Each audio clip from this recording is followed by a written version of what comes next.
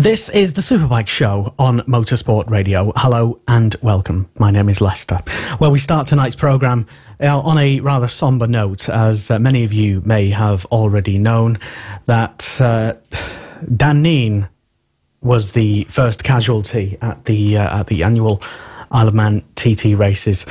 He passed away yesterday, and Kiko Giles joins us once again as ever. Good evening, Kiko. Good evening, Lester. Dan Neen came from the Isle of Man, flying the flag for a tiny island on the world stage of motorcycle road racing.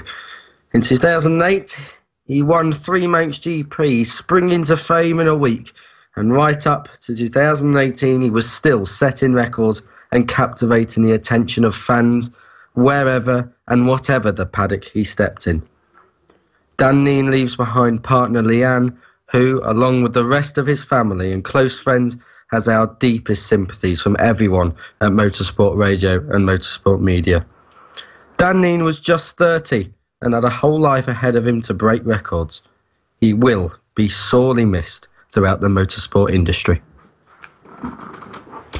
And there's thank you for that, Kiko. There's not much else that we can add, but we will probably read out some of the most heartfelt, the most touching comments from listeners throughout the show for Dan Neen. And if you have any comments to get to us, because we are live, you can also add yours, and again, we may also dip into those through the evening. This is the Superbike show on Motorsport Radio. Hello.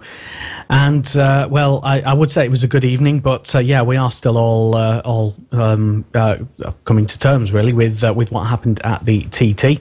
We do still have a show to do though, and there will still be a Grand Prix this weekend, and we will still talk about it, including still bits of fallout from the World Superbike race at Donington, and also we've got some big gossip as well coming up for you, and also we are asking tonight. We've got a big debate that we will probably end up getting dragged into, and we want your thoughts on it. Tonight's big question: how would you bring people in to watch World Superbikes again? Something that we touched on last week and we couldn't really find an answer, and it inevitably usually just comes down to, well, lower ticket prices and get it back on terrestrial TV. But how would you specifically get more people back in to watch World Superbikes again, and specifically the British Superbike round? So that's the big question that we're asking tonight, as well as everything else. And Kiko has been all over the internets this weekend, or this week, scouring all the biggest bits of gossip and news. And what do you have for us? What's the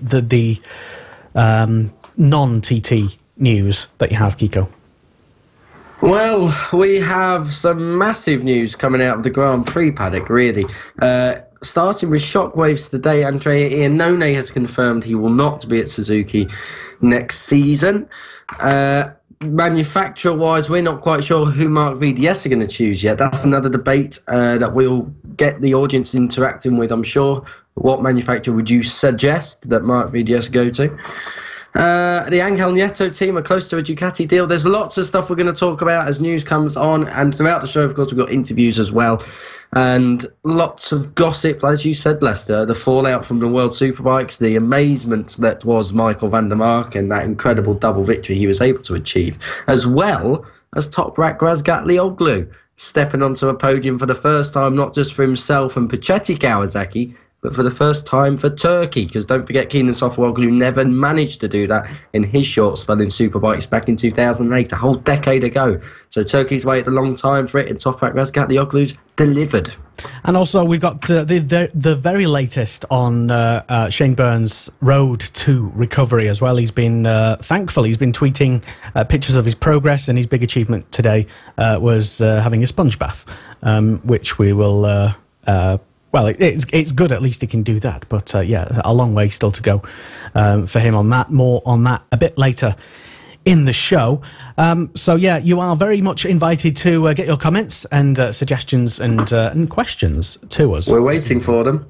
Kiko's literally with phone in hand, waiting for comments or a comment to flood in. I know a lot of listeners, regular listeners, are at the TT, as I've been watching their live Periscope things and live Facebook things. Maybe we could have perhaps contacted people like Jay King, for example, who I know is almost definitely not tuned in at the moment, because he is on the island, and I was watching his stream earlier, but maybe we could have got some reporting from him earlier or later in the show, perhaps. Never mind. Also, as you mentioned, Kiko, interviews later. We've got Dave McKay from True Heroes racing in the on the BSB bill, and he'll be coming up to talk about what it is that the team do, and their great message behind their riders and their cause as well. You've probably seen them in the BSB paddock at some points, but you maybe not stopped and had a chat with them. They are really, really nice guys and girls. Literally, and they always have their stall right next to the garage as well. So they have an amazing presence in the paddock. You wouldn't think it. They're only in the Ducati Tri options, but they still have such a massive presence. You see people from all walks of the British Superbike paddock wearing their clothing. It's almost like they are probably the most welcome team there, because they're just doing good. They're not there to necessarily be the best and beat the best, but they're there to raise awareness for a cause and just do a common, decent thing. It's brilliant. Yeah, certainly. So an interview with Dave McKay from True Heroes Racing coming up a bit later in the show. We have some breaking news just come in, actually. Is it good news? It's interesting news in the British National Stock 1000 class. I cannot tell you who, but there is a rider change. There's a team change almost. There's a team personnel change from one of the leading National Superstock 1000 teams. We will bring you more on that when we get it. Can I guess? I don't know what the news is. This is something that Kiko's just... We cannot tell you who... but some massive breaking news coming in, and a leading Stock 1000 team, a Stock 1000 team, has had a bit of a rider change, and we will bring you more on that as the show goes on, if we can, if there is any other news. But stay tuned to us on our social media channels, across Twitter, across Facebook, are we still on YouTube? I think we are. Yeah, but you can head to our website for the the website as well. Motorsport.radio. Thanks. Just while that reminds me, my cough, I've still not recovered. So that cough confirms it, of course. I do. After the first 50 minutes, my voice might start going again. So just apologies in advance for that. Although that might be a good thing. So each your thoughts. Yes, indeed. Are we allowed to guess on the which team it is? We'll allow the public to guess, I think. Oh, okay. Because I genuinely don't even know. Kiko didn't tell me this before we went on. No. It's literally just come through now from close source. That's all I'm saying. It's not HP source or anything before someone throws in a Saki. Okay. Fair enough. All right. Well, thanks for make sure you're all refreshed. But yeah, well done for teasing us all there. Yes. Will we find out before the end of the show? Unlikely. I from the first message. Thanks for that bit of breaking news. Something that you don't know about happened. We're not going to tell you anything about it. Damn. All I can tell you is it will change the complexion of the National Superstock 1000 grid, and depending on where this person ends up, it may change the complexion of the British Superbike or Supersport paddock as well. So, moving on from that... Just 1 second. Was it... Are you talking about a team who was new this year? No. Okay. It's not who I thought it was then. No.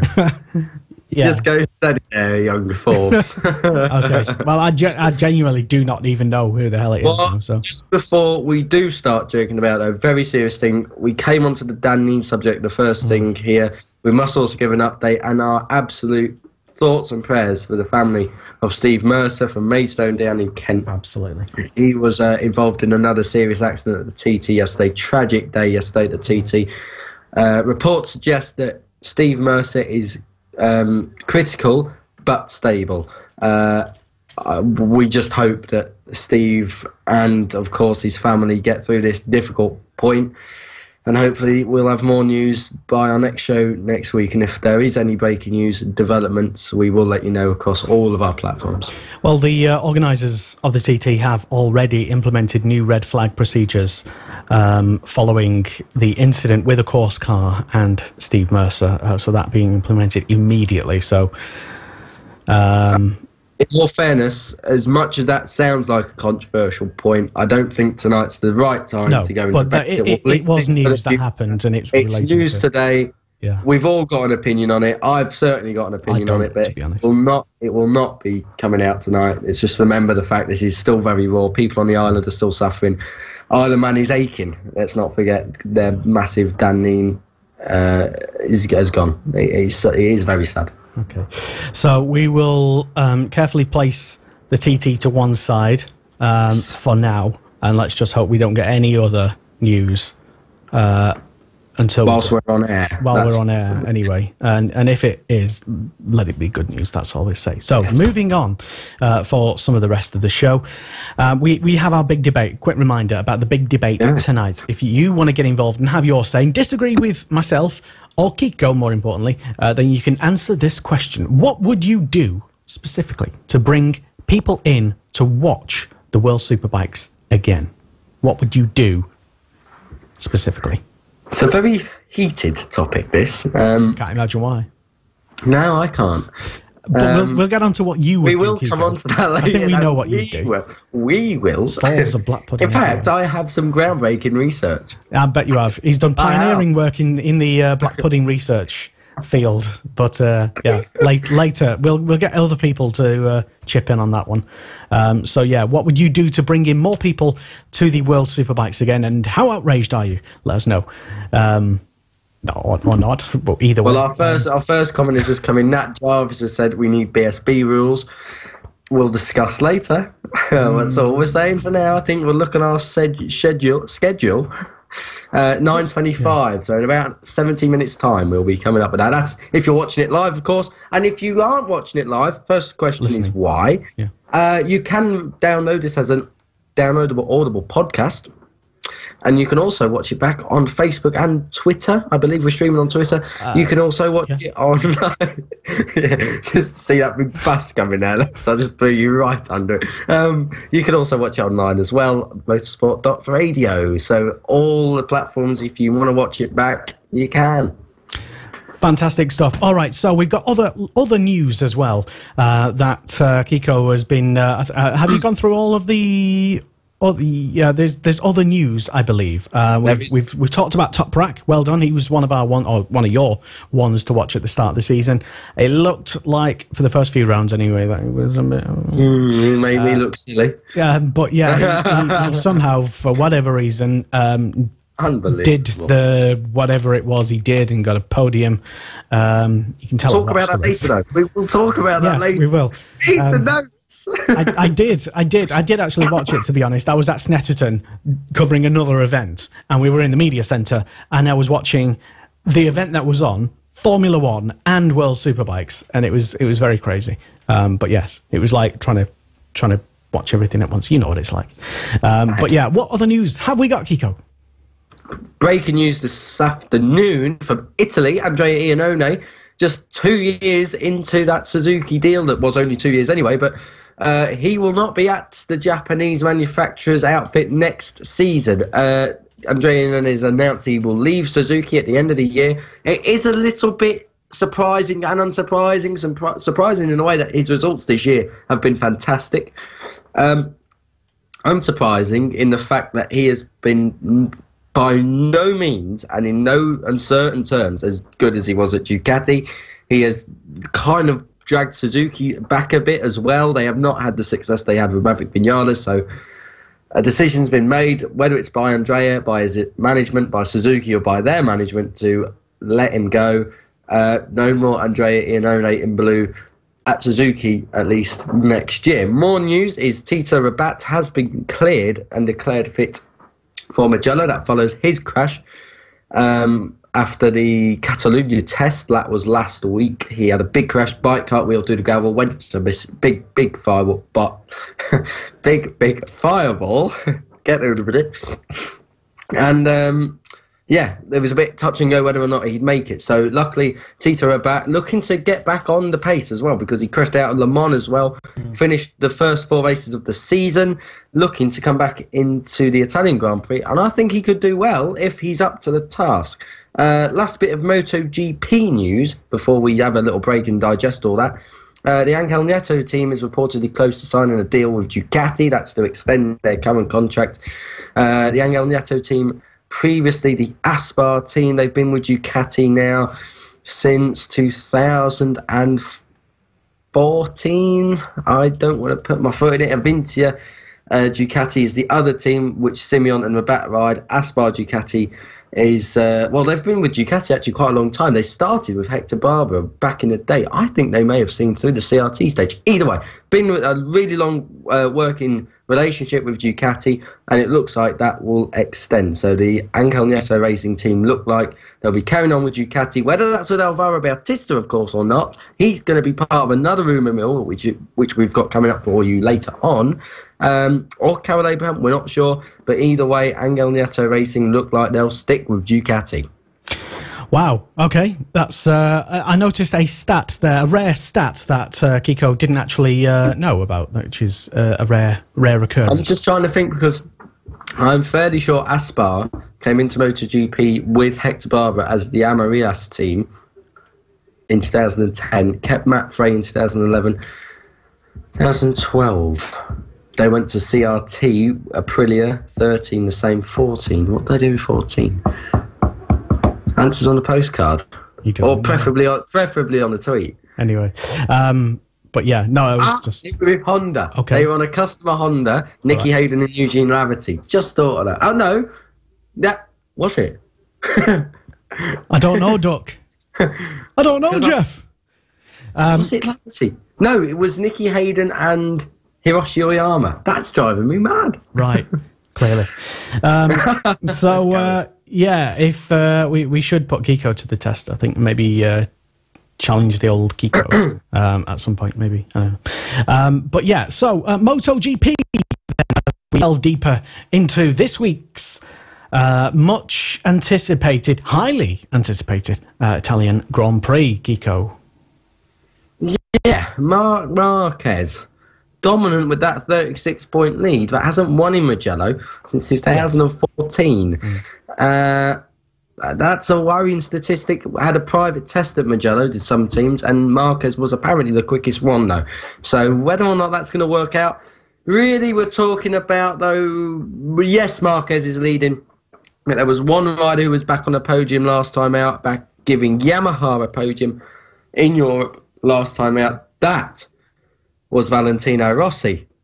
Italian Grand Prix, Valentino Rossi.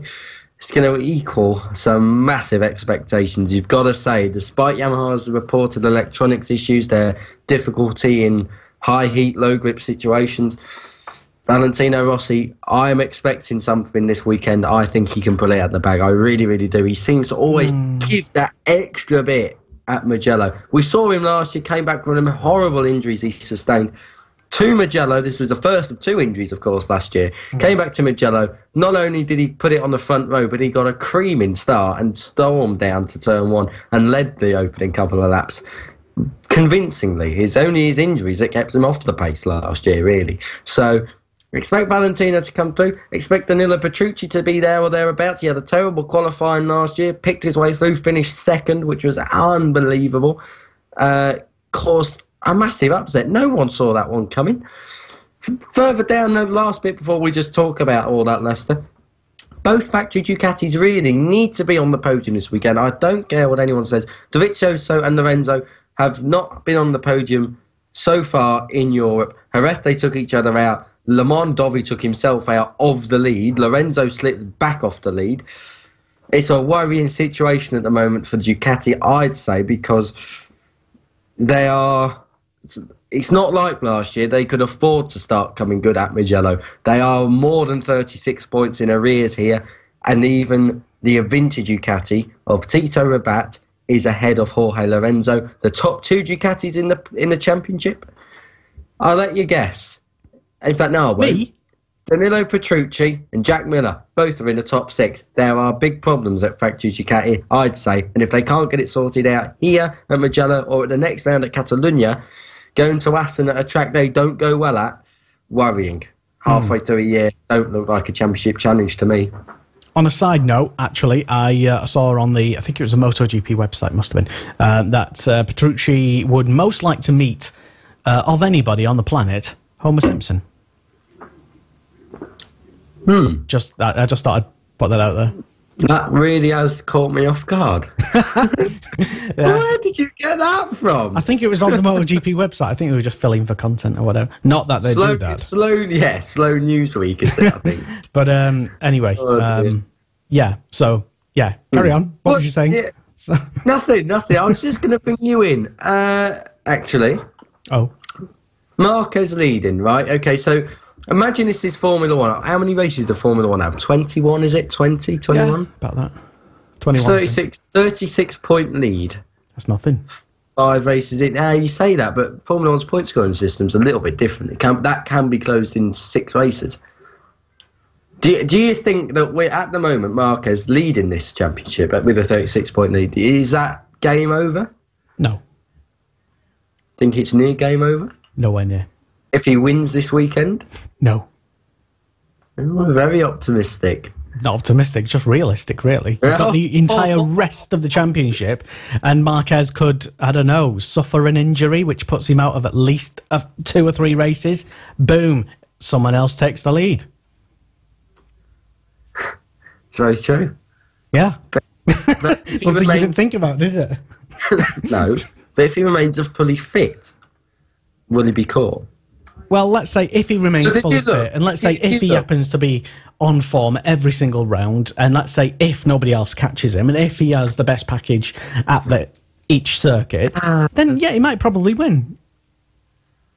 What I'm trying to say is, at the moment there is no clear second place, like there's no one rider taking it to Marquez. It is, but only if second place sort themselves out. I don't think that Marquez can be caught if we don't have a clear second place runner. Are you only asking me because you want to tell us your opinion on it? Is it one of those things? Go on. No, I'm trying to bring you in on a motorcycle racing conversation for once.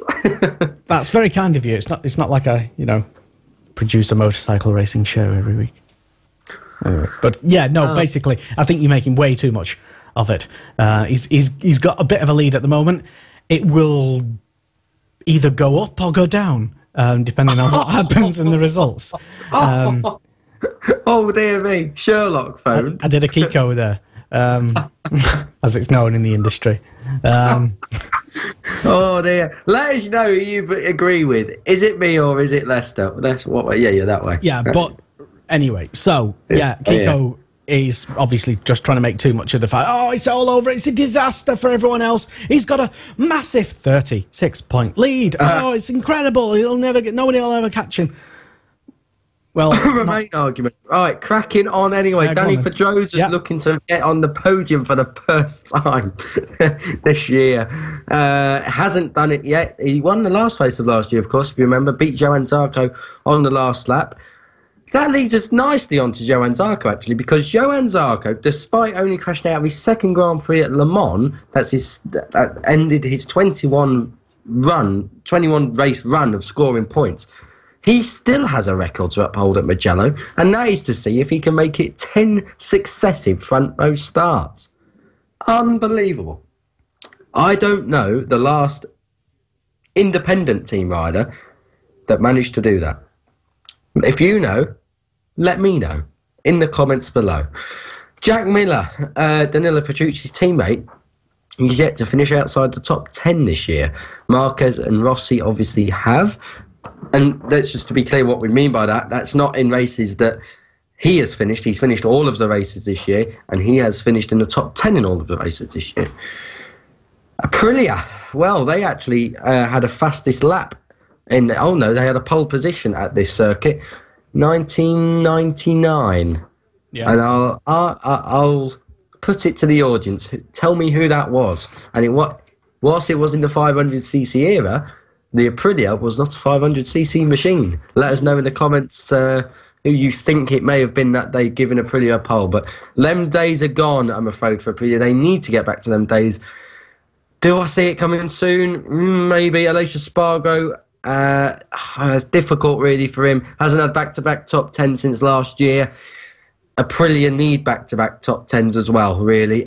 They need to start picking the pace up as well. They've made very little progress on last year, if any at all. They're meant to be looking at the top 6 at the moment. Neither machine's in the top 60, in the top 10. So worrying times in the Wale.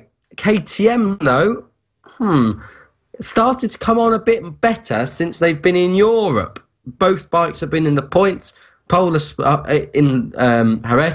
I think Bradley Smith struggled a bit in Le Mans, but he was there or thereabouts in the points, but it wasn't, I don't think it was where we expected him to be. Polar Spargo looking to get back in the top 10 for the first time this year. Bradley Smith looking to do likewise. Neither bike was able to score points at Mugello last year, so they've all got work to do, really, downfield. And don't forget, Suzuki, of course, haven't won at Mugello since 1992. Who was it that day? So a couple of questions there. 1999, who was on pole for Aprilia? In 1992, who took Suzuki's last win in Mugello? Let us know. I don't know, Jeff. I don't know. You're like a teacher. Like, so, you know, for tomorrow's homework, tell us who came in 9th place in the San Marino Grand Prix of 97 or whatever it was. I don't know if it was a... You know what? I'm so sad I'm thinking about Shut that. up. I am. I didn't even know. If you had asked me 1989, I can tell you, I don't think anyone got 9th because in 1989, don't remember it, but obviously I know, Frankie Keeley won the race, his only 500cc Grand Prix win because the rain came down after part 1. The leading riders, so the Wayne Rainey's, the Kevin Schwantz's, your Eddie Lawson's, they all boycotted the event, didn't want to make the restart. I believe the podium that day was Frankie Keeley, Simon Buckmaster and Michael Rudroff. So that was 1989. I think 5 riders made the start, and by turn 1, Vittorio Scatola had already gone down. It was soaking wet and he went out on slicks. So the error there. But yeah, that's a pointless fact. We're in Italy. San Marino Grand Prix not till later on in the year, but we'll leave that for now. Last time I try and make a joke about a 1989 podium. Anyway. Well, you made a 1997 joke. Oh, so what? Whatever. Quite a relatively new joke for your standards, I must say. Anyway, moving on. Cos, what were we talking about? I was 89 something. You just started talking about 1997, taking the mick out of how much I know. I think. But yes. All right, that's me taught. There you go. Anyway, Premier Class done with. Yes, Moto 2. Bagnaia. Another rider, must say, a bit like Marc Marquez, starting to get a bit of momentum building, starting to get that championship lead creeping up. Leads a huge gaggle of Italians that really could be podium material this weekend. Baldassari had a glorious second place here in 2016.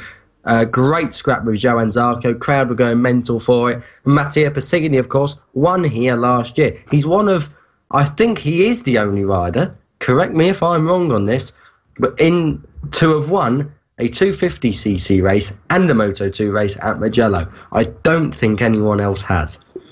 But Passigny, if he was anything like he was last year, could definitely do it again. That was a fantastic performance last year. Others to look out for, though, as far as Italians are concerned. Mattia Passigny,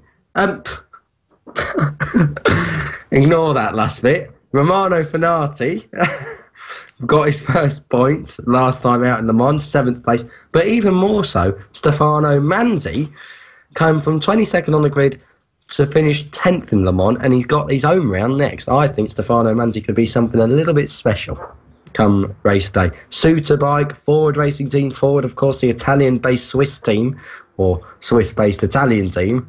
And yeah, don't discount Stefano Manzi. I think he could be a real shocker, as could Andrea Locatelli. Locatelli so far this year has finished every race bar Losail, I think, and each race he's finished, he's got higher positions as he's gone on through the year. So we'll be looking at top 10, I think, come Sunday morning. Just having a quick look at the championship in Moto 2. I'm looking for, as you say, Bagnaia having that 98 points in the standings at the moment, which is quite a gap, I would say, from Oliveira. At the moment, could all change though. At any moment, it could. You mentioned that Francesco Bagnaia crashed out of this race last year, and who won? Mattia Pessini.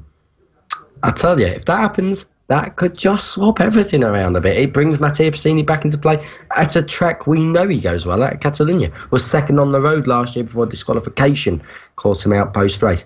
The Moto2 Championship, I think, has got a bit further to go until we start really seeing who can break clear. But there is absolutely no doubt Francesco Bagnaia is the rider to beat at home in Italy, but there's a lot of competition. Not just Italian competition. Joan Mir got his first podium at Le Mans. Alex Marquez was back on the podium at Le Mans, and Xavi Vierge came from the back of the grid to fifth. So he's obviously got something in his locker as well. Moto 2 this weekend. We've got a predictions game coming up later between me and thee and everyone else in the audience. Let us know who you think could be a Moto 2 winner. There is a lot of them. Exactly. It seems like at the moment there is groups sort of almost separating themselves. The top, let's say, the top four. I'll include Bagnaia in that as well. And then you've got, maybe the top five. Well, actually, probably the top two. But you know what I mean. Anyway, there's not much in between, I would say, second and sixth. And then you've got maybe seventh to, I don't know, ninth. And then from 10th place all the way down to 18th place, it's separated just by a few points, basically. Included in that is Sam Lowes as well, who we really want to have. Will he have a good? We'll get onto the predictions later on, I suppose. But yeah, come on, Sam. Sam Lowes has had a couple of pole positions here back in 2015 and 2016. Knows what he's doing around the track. Just needs to sort that KTM out. KTM have struggled this year. Not had a win either. I think maybe the hype of coming into this year may have just been built up a bit too much, from us included as well. I mean, we really expected KTM to be on the ball, rolling in the sail, and it's been anything but so far this year. They've not had a win. It's tough times. Of course, Miguel Oliveira and Brad Binder, both of their riders, have had wins in Mugello. 2015 for Oliveira, it was Portugal's first, and 2016 for Brad Binder, it was his third win on the bounce that day, having got his first race win 4 weeks previous. So, believe me, there is absolutely no doubt that both of those riders have the capabilities, but for me it's whether or not the KTM has their capabilities sorted for the weekend ahead. Nat Jarvis has been on to comment. Hello again, Nat, and mentions Joan Mir. I'm guessing that might be just for predictions for this weekend, maybe. Maybe. I also see she's mentioned Swans 92, and I suggest that's in relation to a question I asked earlier. Suzuki last winner, it was indeed Swans 1992, and before that, good lord above, Barry Sheen 1976, I'll go for. You could be right. Find out after the break. I don't even know, to be honest. Thank you also to Michael Howarth. Is it this young lad's first night on the job? Oh, he is a charmer, isn't he? He's over there in the Isle of Man. I know where he is. He'll be sat in the Craig, having a beer. After half a pint, he'll be done. He'll probably have a bit of lemonade in the top of it. This is probably slander. Michael Howarth. Tough northern, he don't care. But hello. Welcome once again to the show, Michael, and also to Nat, and also to Chris as well, and everybody else who's listening live. You can get in touch with us, and even if you've never been in touch with us before on the Superbike Show on Motorsport Radio, maybe tonight is the night. Maybe you've got something to get off your chest. Maybe you can answer our big question this evening, which Kiko posed. How would you bring people back in to watch World Superbikes again? What would you do How would you do it? And will it work? Let us know. Get in touch with us on the live show, which is right now, unless we're not live. In which case, still get in touch with us anyway. We're still fascinated to know, because maybe you've got the solution if it is broke at all. It doesn't seem to be at the moment. So why even ask the question?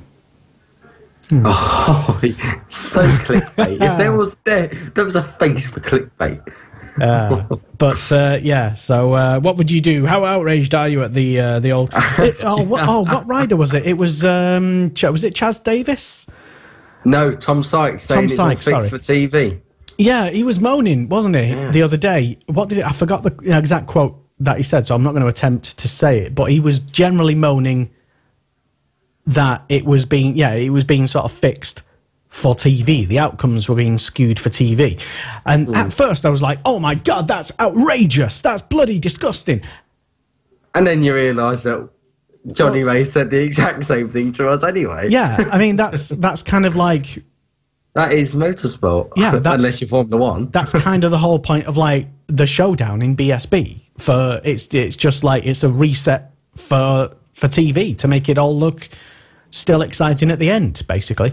I know where he's coming from, because from a rider's point of view, that would be so frustrating. From a purist's point of view, but also from an entertainment point of view, which of course it's not been. Whether motorcycle racing was intended to be entertainment for the general public and thousands of people, or whether it wasn't. Well, of course it is. It still is now. So therefore, World Superbikes, which I'd say is probably the dullest series out of BSB World Superbikes and Grand Prix, hi Donna, needs to be thinking of ways to regenerate and reinvent and rebrand and re-image itself to sell itself a bit more. And it's done that. And do you know what? It's working. Yeah, a lot of people... How many times have we gone back on what we said towards the end of last year, Lester? Well, what you said. No. I didn't say anything. No, what we said. Because we said that...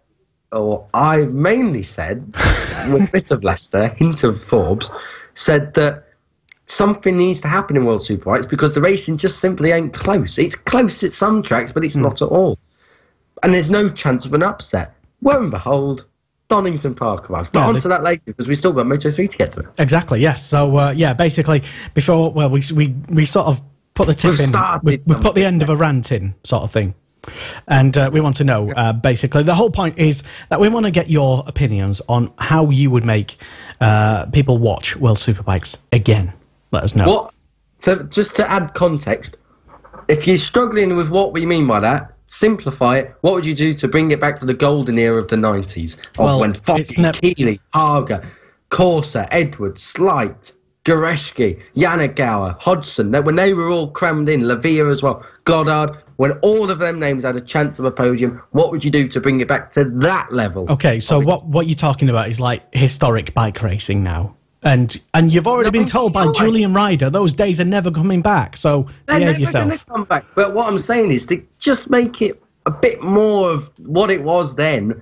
I'd actually pose a different slant on that question and say, how would you make another golden era? Forget what's happened in the past, as much as you possibly can do, because what happened was probably good, but it's in the past. Don't try and recreate the good times. Don't manufacture something that happened naturally. Because you'd be sacrificing one, genuine good racing, and two, you'd always be chasing after a fake thing that you remember from when you thought it was best whenever you were young.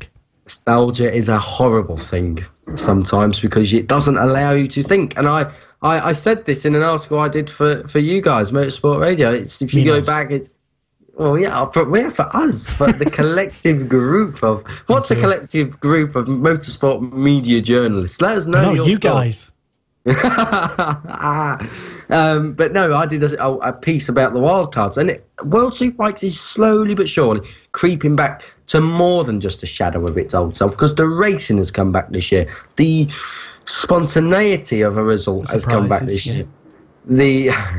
The wild cards came back at Donington. All we need now is just the fans. And that's our topic tonight. But as we said, Moto3, back onto Grand Prix, back onto the hundreds of thousands of people that care about Moto3 and Moto2 and MotoGP. Moto3, I don't even know where to start. Where do you start? Where do you start? I don't know. Literally, where do you start? Where? Because every year at Mugello, you get a pack of 20 riders and it don't get sorted out to the last lap. So there is not a chance I'm making a prediction yet on Moto3. Apart from it's going to be completely bonkers, open, unpredictable. It's going to be a free-for-all. It's going to be a big end-of-school party at Mugello. It's going to be nuts. So having said all that, Marco Bezzecchi leads the championship by a small margin because the top 5 are covered by less than 25 points. So whilst MotoGP and Moto2 are really close, are really distant, Moto3 is mega tight. 63 points. I'm going to make a prediction now and say that has got to be the lowest score after 5 rounds for a championship leader in the lightweight class for a long time. Kiko, when was the last time anyone won from pole at Mugello in the lightweight class? That would be Roberto Locatelli, or was that the last Italian to win from pole? May have been the last Italian to win from pole was Roberto Locatelli. But Bradley Smith was the last rider to win from pole. 2009, beat his teammate Julian Simon. Two race wins in 3 races, that was, because he won his first race at Jerez 2 races before right. We don't that. need his life story. Just, anyway. Some days, I tell you, some days. Anyway, Locatelli there was the, what was that? What year was that? I don't know. I don't even know. Locatelli was 2000. He took back-to-back wins in 2000 and 2001, though. If you cast your minds back, now I think this is a 250cc rider, so we're a little bit off topic now with Moto3, but Marcelino Lucchi, I'm sure he was a dustbin man. And he used to turn up. He got 78 Grand Prix starts. I don't think he ever did one as a full-time rider. He turned up, and one year, I can't remember yet, I think maybe in 99, he turned up and won at Mugello. And the crowd loved it. He loved it. He went mental. I think it was his only race win. But yeah, Marcelino Lucchi used to be able to turn up and just show them the road at Mugello, show regular Italians the road at Mugello. Amazing. Unbelievable. And so Moto3 then, and we're saying we're definitely not doing any predictions this week. No, we are doing predictions later on. Let's just have a flick through the schedule, 9:45 till 9:55, so you've got an hour. Right, okay. Let us get your predictions in now, everyone, all of you that are watching. Listening. And we're listening as well, since we are a radio station. I'll keep going. And let us know your thoughts and who you think will win. In all 3 classes, we want to know your top Brit in MotoGP and Moto2. Would be wrong to ask for top Brit in Moto3 because I believe there's only one, and that's John McPhee. And of course, we've got a little bit of a game coming up this weekend. Don't forget all that. But is Hugh Bingo back? It might be. We'll find out in an hour, Lester. Shh. If you can be bothered to do it. Oi! Now then. Well, we've not seen it for the past couple of rounds, have we? Because at Jerez, yeah, we was all at Alton Park, and at the French Grand Prix, where was we? I don't know. Where was we? Where were we? I don't know, Jeff. Where were we? Oh, what was it last about? Tattershall. Oh, yes. The Cool Fab Racing British Mini Bikes Championship. On the road to MotoGP. Oh, we should just, while we've got that, just bring this in mega quickly, because we are coming on to some rumours in a moment. But whilst we're here with Cool Fab, massive shout out to Cool Fab, because if you were watching World Superbikes, not only were Brad Ray and Luke Mossey British Superbike talent, do you know where they came from before? Where? Cool Fab. Fab Racing, as it was known back in the day. So credit where credit's due. If anyone's knocking mini bike racing, look at who's doing the business now. Not only in Grand Prix, not only in BSB, but in Grand Prix and on the world stage as well. Exactly. Fantastic. Bradley, fantastic. Double point scoring. And one of the interviews that we've got later in the show, this guy, Ryan Vickers, also dabbled in, amongst other things, some Cool Fab racing of recent years. He's not been in it this year, but for understandable reasons. But he will be on the show a little bit later. If you've not seen the interview or not heard the interview, then you can catch it a bit later. It's coming up on the show, as well as an interview with Dave Mackay from True Heroes Racing right here on Motorsport Radio. It's the Superbike Show. It's a live show roughly every Thursday-ish, whenever Kiko's not working, basically.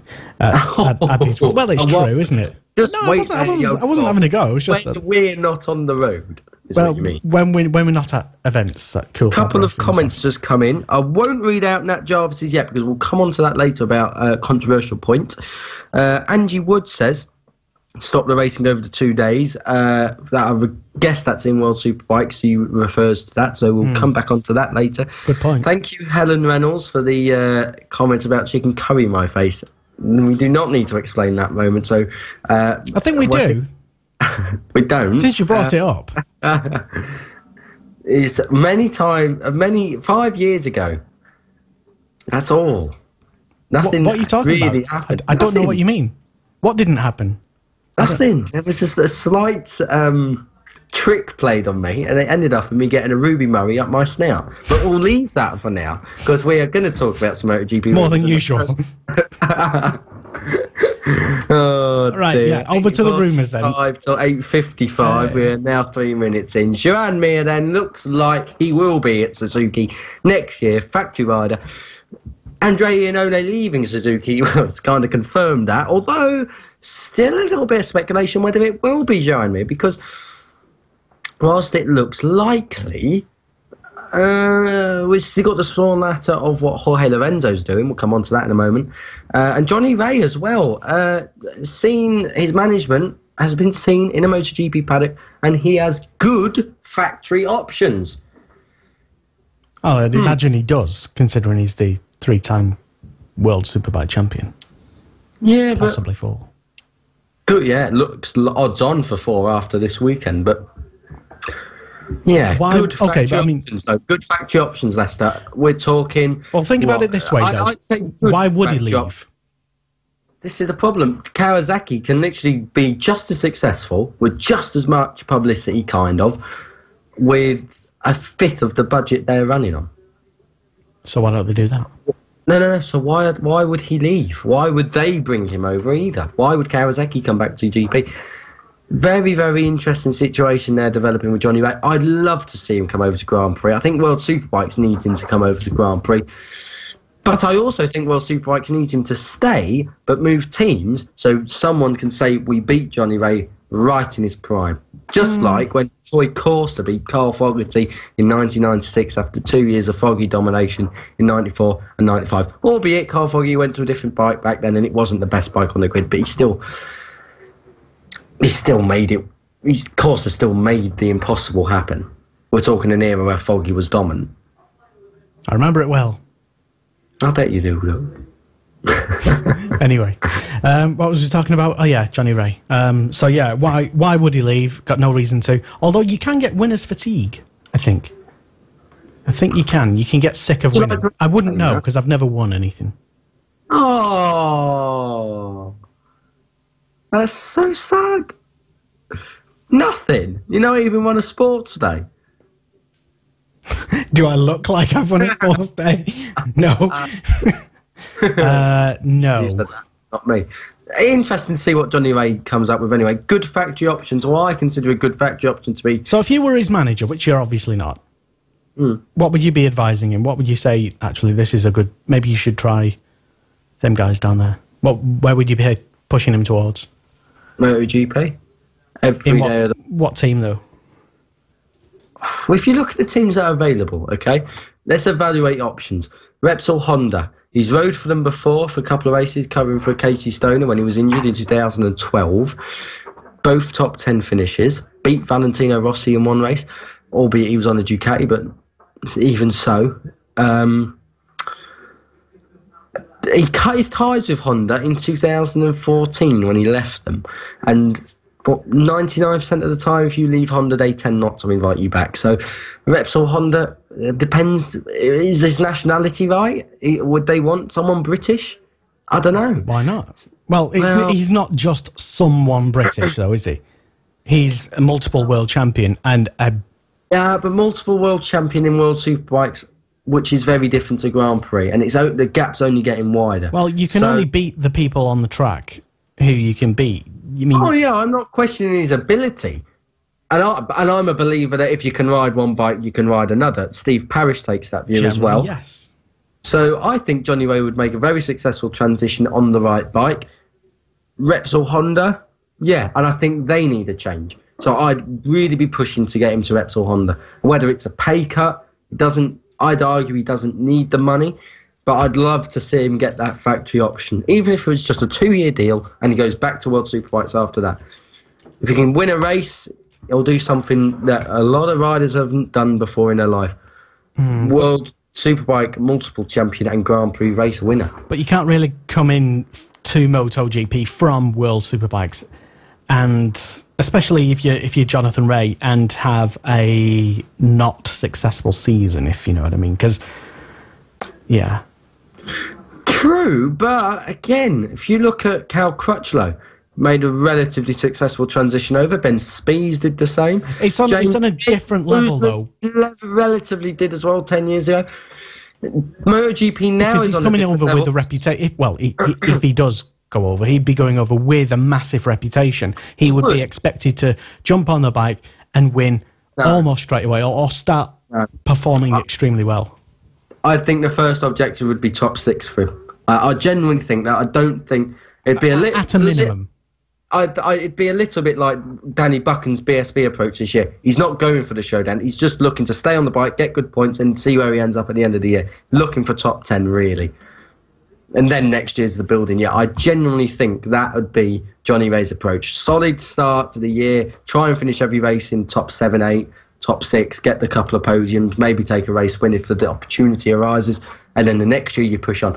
It's worked before, that method. Don't forget, Nicky Hayden did it in 2003, 04 and 05. Won the series in 06. Riders have made a successful transition over from World Superbikes to Grand Prix. Can be done. Question is, and I think it's more likely to be done in the modern day because all the bikes in MotoGP are relatively similar. You can get on a 2-year-old Ducati and probably put it in the top 10, and that shows more about the rider you are than the bike you're riding, for me. Let us know your thoughts. Get tuned in. Indeed. If you are tuned in live to the Superbike show on Motorsport Radio, then you can get in contact with us. It's at M-Sport Radio on Twitter, where I believe we are streaming also this show. Shall we have a little butchers? I've not had a look yet. I'm going to have a also, it's Motorsport Radio on the Facebooks, or you can also go back and check out any of the interviews that we've done. Listen, watch, download anything that we've done in 2018, and you can even listen to our live streamed audio.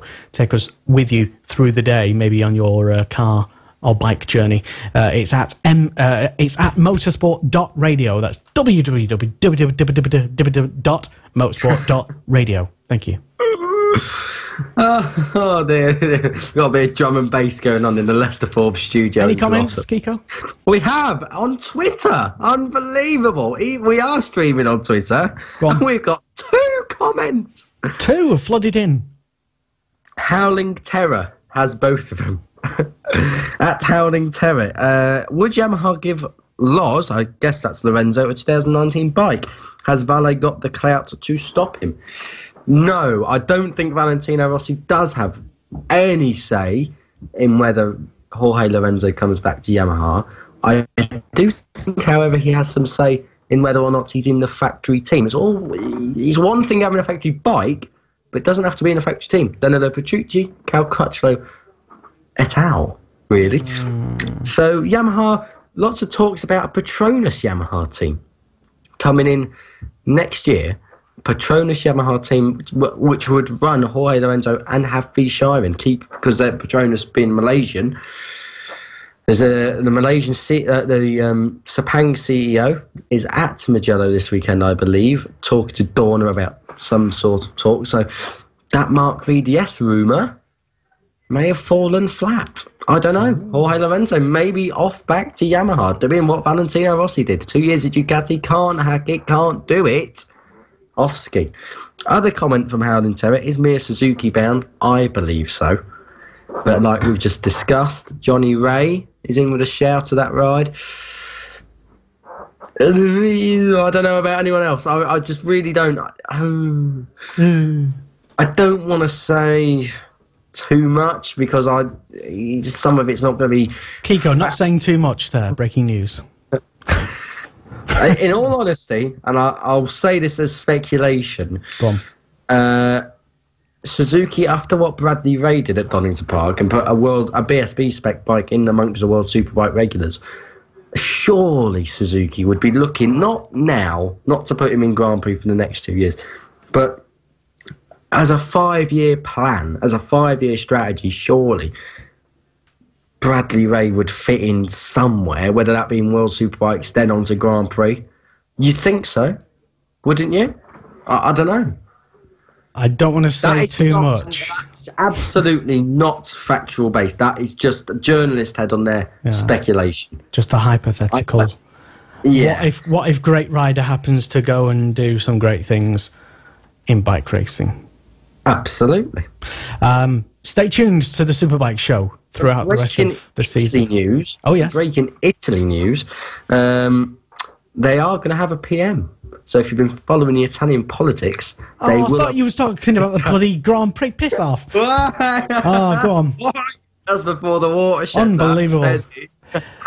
I'm getting all excited about bike stuff, and he's talking about question time. Anyway, shall we move on? It's a big one. Right. Are we done with news and rumours and that? Rumours, Petrucci's still after a factory Ducati ride.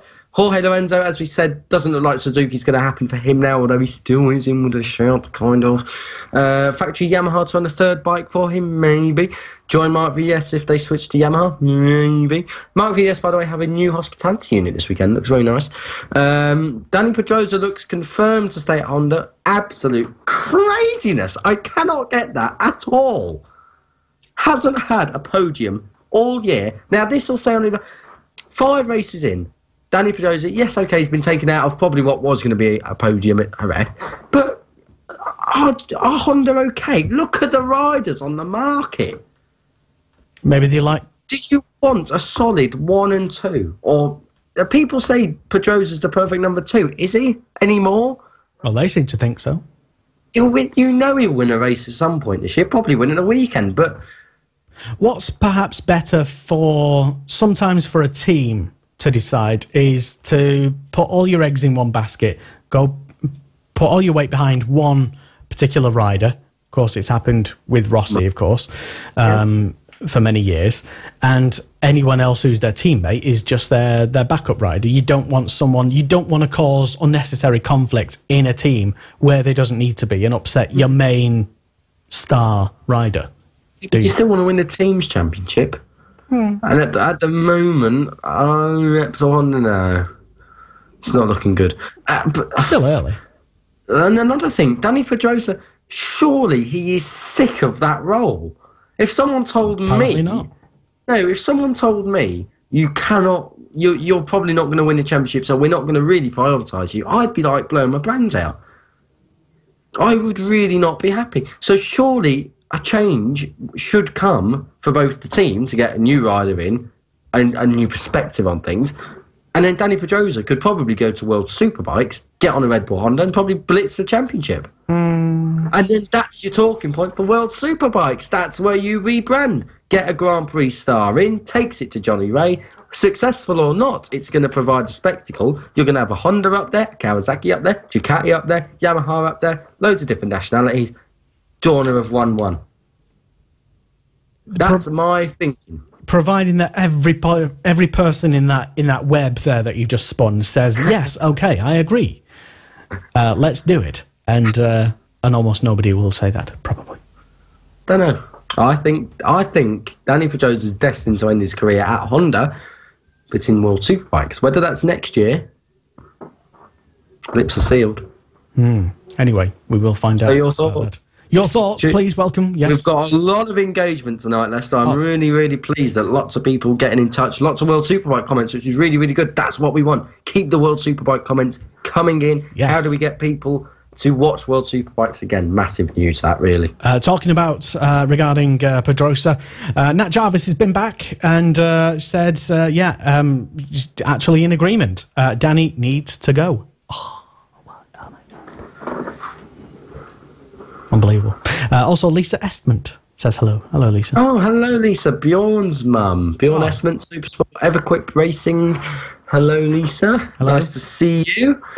Let us know your thoughts on anything. Of course, we're not really talking British Superbikes tonight, but we will bring in British Supersport. It has been a bit of a revelation. You would have known a few weeks ago, Joe Francis announced he'd be leaving the Qingdao Racing and be Augusta team run by Dave Tyson. Now, Joe Francis has left the British Championship altogether, and he will be riding a wee bike Yamaha in the Asian Road Race Series, which isn't road racing as we know it, like Northwestern, Isle of Man, etc. It's just what they brand as their domestic championship. So he'll be, I think, Suzuka this weekend, and you can watch live on the championship's Facebook pages. So that's great stuff for you if you're a massive Joe Francis fan, which, believe me, there are a few, because at World Super Sports in 2017, when he wildcarded, there's a lot of Joe Francis flags up. So check it out. If you tuned in and you're a Joe Francis fan, give it a look. Exactly, yes. So loads of live streaming going on. And so genuinely, if you are just tuning in to us for the first time this evening, hello and welcome. Do not be afraid to get your comments into the show. We will not bite. No, we definitely won't. Probably. Well, you did when I started going on about Italian news. Yeah, all right, but that was... Anyway, shut up. So anyway, moving on to the first of two interviews that we've got on tonight's show. The first one comes from the True Heroes Racing team. Yes, you may have seen them if you've been in a BSB paddock of late. And, well, I suppose we can just let Dave introduce himself. My name's Dave McKay. I ride the number 22 with True Heroes Racing on one of the Ducatis in the Ducati Cup and the British paddock. It's the British paddock. It's busy, but good fun. How's the start of your season been, first of all? Has it been difficult? More interested in how you thought it'd be, or? It's been cold and wet. We've been on first year on the new bikes, so we've come up from the 899s onto the 959s, so they're different. Certainly finding them better, a bit more power, and I'm happy. I've had a good start to the season. I've seemed to have gone quite well in the wet, so I've had some good results so far. What's the main difference between last year's Ducati looking at this year's Ducati? What's the aspects of it that make you think, wow, this is a much improved bike? Looks wise, they're pretty much the same. They just seem to have just that little bit more power. They're a little bit more refined, and they just go a bit better. I immediately went quicker on it, so straight out the box. I'm really happy with it. Being part of the True Heroes Racing team, obviously they're formed around military personnel who have been injured. How does that fit in with this paddock? It's a great thing to look out on, and it's really promoting two things really: the championship, but first and foremost, gives recognition to people who have been through a hard time of late. Yeah, I think, military people are military people. Whenever there's a big blob of them, they all seem to get along fine. But the Ducati Cup paddock it's a friendly paddock as well. It seems to we fit in well. There's some obviously civilians rather than military people. There's some good lads in the Ducati Cup paddock as well. So we don't feel out of place. Or I certainly don't. Is there any progression looking forward from a team point of view to say, okay, let's take it to the next step, so maybe Superbikes in some point in the future, or is that not really been considered within the team? Yeah, Phil, the team manager, he's not here, he's at the Army Navy, drinking beer probably, so that when he set up the team from the outset, he wants to take it all the way, so he's always talking about a Superbike. Whether or not we've got the riders at the minute to be able to do that, that's a different kettle of fish. But certainly from a team point of view, it'd be good to have a Superbike out there and running around in True Heroes colours. Yeah. What adaptations are needed to make to the bike to make it so that the riders can ride it? This year, the three riders on the Ducatis, we're all able-bodied riders. We're ex-military, which is a minimum requirement for people to join the team.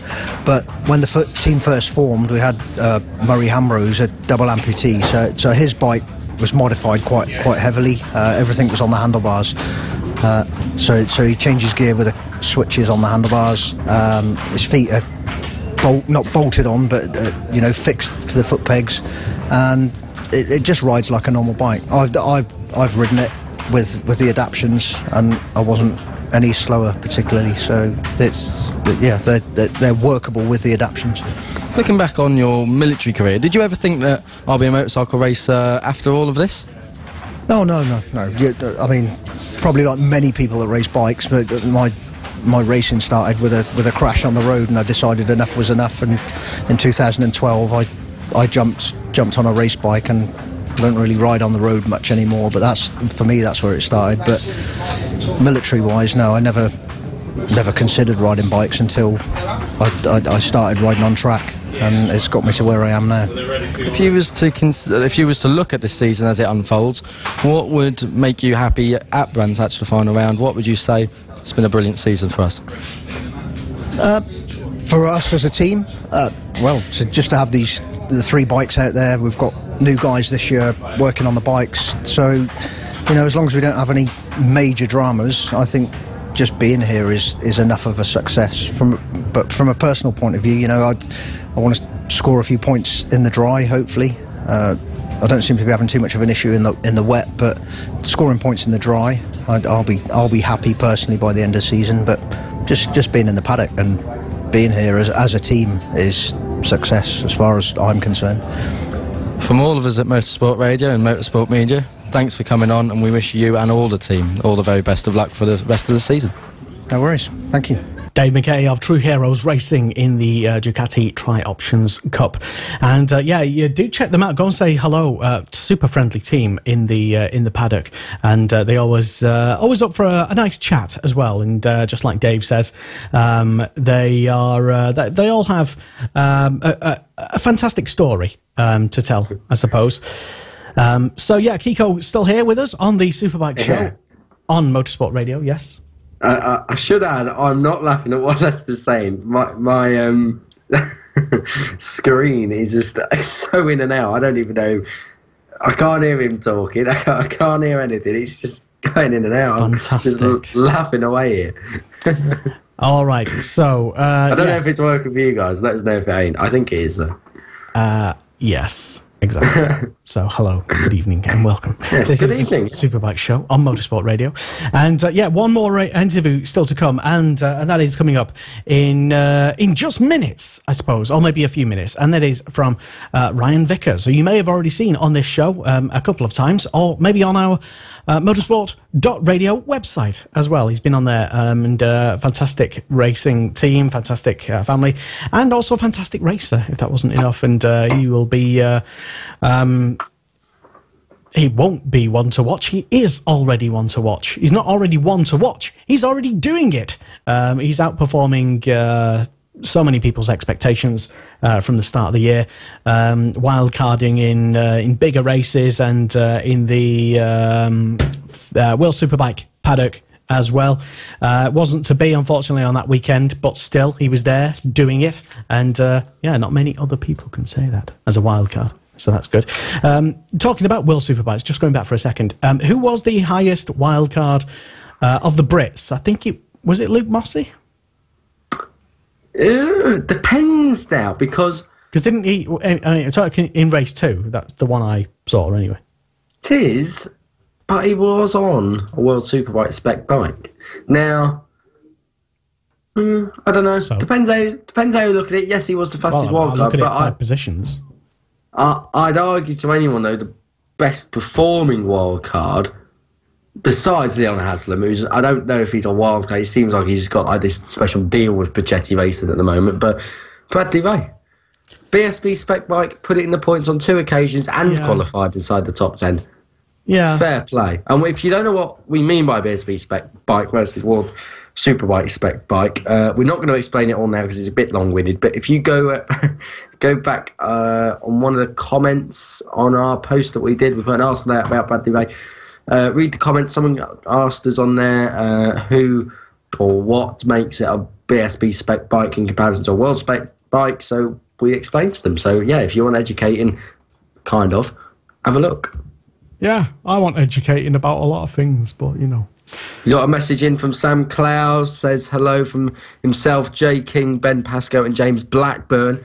They're all at the Isle of Man. Hey! Enjoyed themselves, had a few beers down them, no doubt. Great little festival out there for them guys. Exactly. Hope they're enjoying it. I watched your live stream earlier, Jay, from the roadside. It was pretty epic. Good stream. It's just talking to Jay there. Yeah, who's, by the way, to add context for anyone who doesn't know who Jay King is, he's the pit bike champion of 2017 in the Cool Fab Racing British Mini Bikes Championship. There we go. Hello. Well done.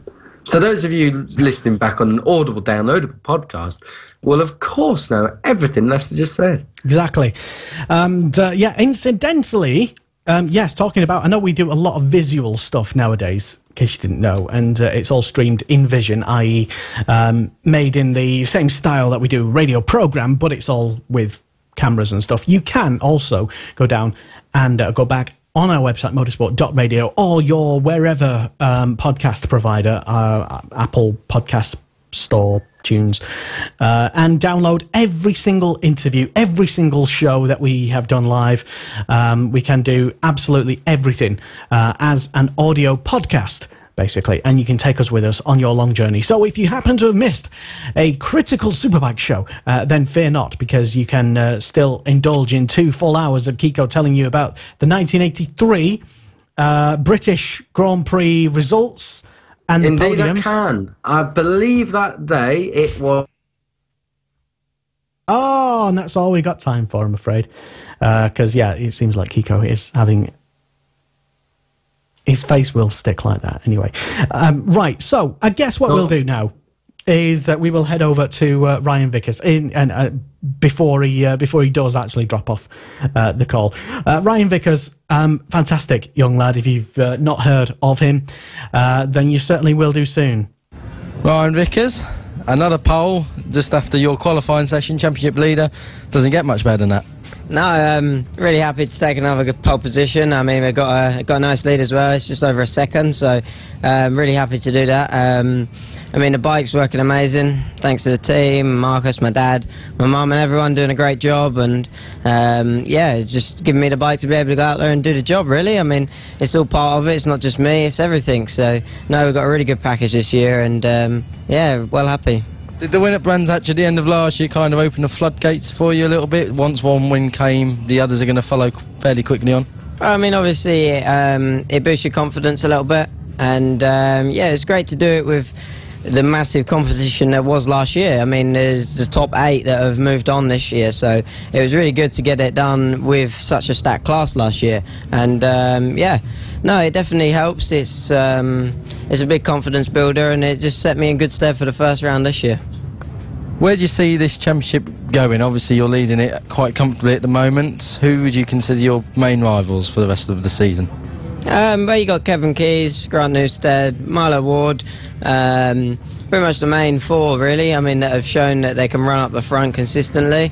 I mean, Milo unfortunately had a quite a big crash yesterday in testing and not able to race this weekend. But Grant and Kevin Keyes and Aaron Clark as well are all going to be there. So yeah, we'll give it our best shot to try to come out on top. 2 years ago, you was racing in the CB500s. Come on a bit since then. Yeah, I mean, 2 years ago, like you say, CB500s club level. That was like my first sort of year back into racing. Did pretty well at that. Nearly got a championship. Lost it by 5 points, but it was a great year. I mean, I'm so glad I started on them bikes, because it's there's no such thing as sort of set up and things like that. It's like tyre pressures and then go out there and ride it sort of thing. So it's helped me in a way, because I can sort of ride, even if the bike isn't set up really like perfect in a race, I find I can sort of ride around the problem a little bit just from where I learnt on CB500. So it's helped me a little bit, I think, in that sense. But no, yeah, and then we moved straight on to the stock 600s. First year on a 600, first year on BSB last year, and yeah, I managed to get 2 podiums and a win. So no, really good first season, and this year we're ready to go. We've got set up, and yeah, we'll give it a good shot for the title. Obviously, a fitness level plays an important part. You're with Sam this year. How's that coming along? He seems to be revamping the way everyone does fitness at the moment. No, Sam's helped out so much. I started working with him towards the end of last season, just before Silverstone, I think.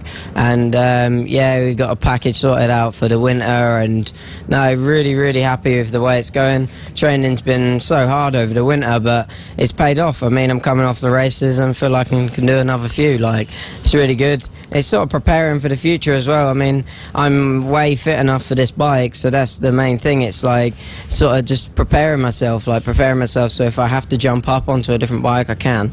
And no, he's done a great job with the program and stuff, and yeah, big thanks to Sam. You raced in the Supersport race last time around, scored 14th, which was 2 points. You've had obviously the last 3 race wins in Stock 6 have been yours. Do you see yourself now maybe as one of the next big talents to come out of Britain, maybe onto a world or European stage, or in the 5 years maybe Grand Prix? Oh yeah, for sure. I mean, from looking what I've done, I mean, I've had a successful first year. And like I say, with the Supersports, started last, 35th on the grid, managed to pick my way through to 14th. And got the 5th fastest lap time on a stock bike in the Supersport race. So, I mean, it's I'm obviously showing a little bit of potential, and I believe within myself I can go right to the top with the right machinery and the right opportunities. I mean, that's a big thing in this game. It's sort of about who you know and not so much what you know. But yeah, hopefully we'll get that break and make our step right up to the top of MotoGP. That's where I want to be. So yeah, I think I can do it. So we'll give it a good shot. And you win the title this year?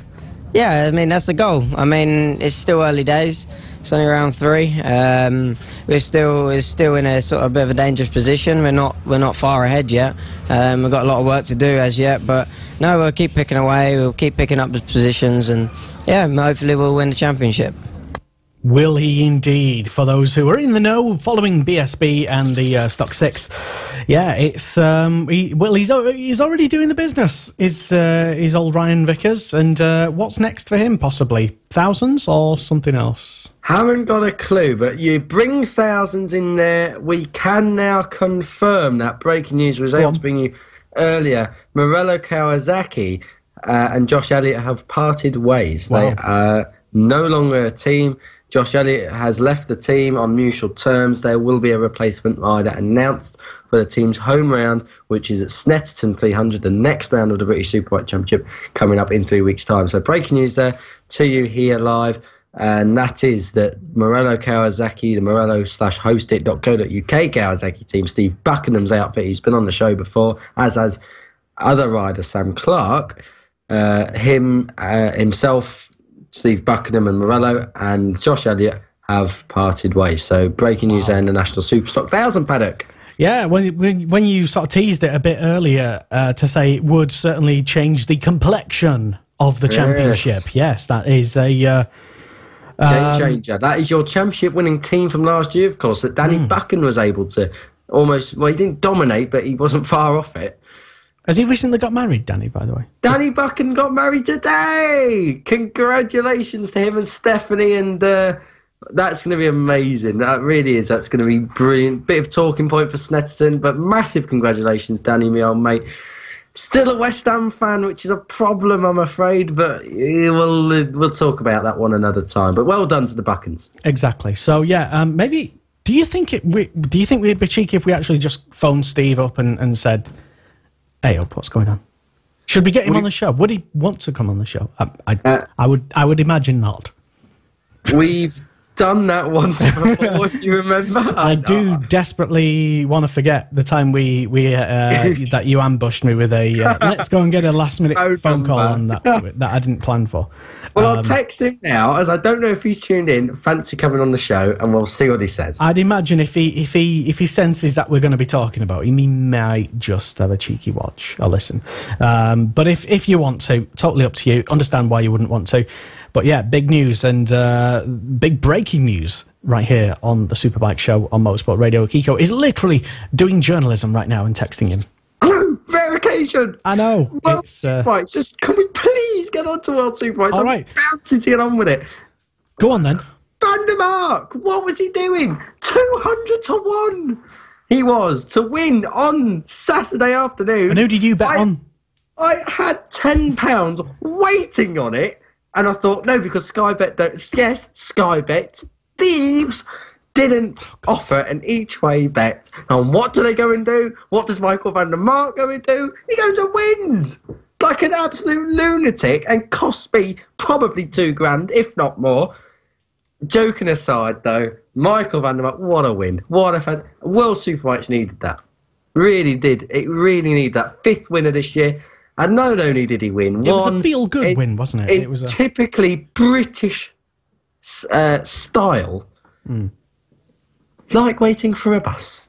You wait ages for one, and 2 come along at once, and he went to one race 2 as well. Amazing. It wasn't very clear-cut in race 2. Ooh, that, I tell you what, I think anybody could have won that one, to be honest. That was thrilling. Do you know what? For a moment, I thought Johnny Ray's going to get this. Alex Owes fought back. Johnny Ray took the lead, and then Alex Owes couldn't fight back. And I kind of thought, well, that's it. It started dropping off, didn't it? To the it's going to clear off now. And then Van der Mark magics his way through, got past Alex Lowe's, got past Johnny Ray, Van der Mark, and even when Michael van der Mark took the lead, the crowd of what there was, all 3 of them, cheered. Unbelievable. So yes, it was amazing. And do you know what? I joke about that £3. How many were actually there? 13,809 is what the statistic I have. It's the worst attendance since Dorna took over for Donington Park. Excuse me, as my paperwork takes a walk. Disappointing, but again, we like to put a positive spin on. We have been big supporters of Donington, and we wanted it to be so much different, and the attendances, which Kiko keeps a very close eye on, in both MotoGP and World Superbikes as well. But yeah, maybe should we just put that down to it being the first of the transitional year, the first MSV year, perhaps? No. Okay.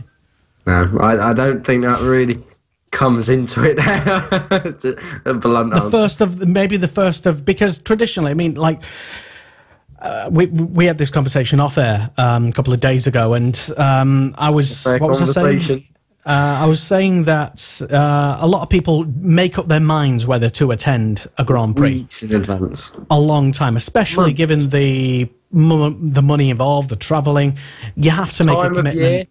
Time of year. Exams are on in May as well, don't forget. I know that doesn't apply for 45-year-old David Simmons or whatever you want to call him, but still, yes, if you're taking a family, or even if you just want to go with your mate, you still have to coordinate it, and you know what it's like if you don't have a purpose to be there, if you're not involved in the racing for some reason, if you're just going as a spectator, you think, really, based on past years, is it value for money? And I can understand maybe that played into many people's reasoning for not buying a ticket, but this year's Grand Prix at Donington in the World Superbike Championship, I think, will have a big influence on next year's attendances, I think, personally. Not sure.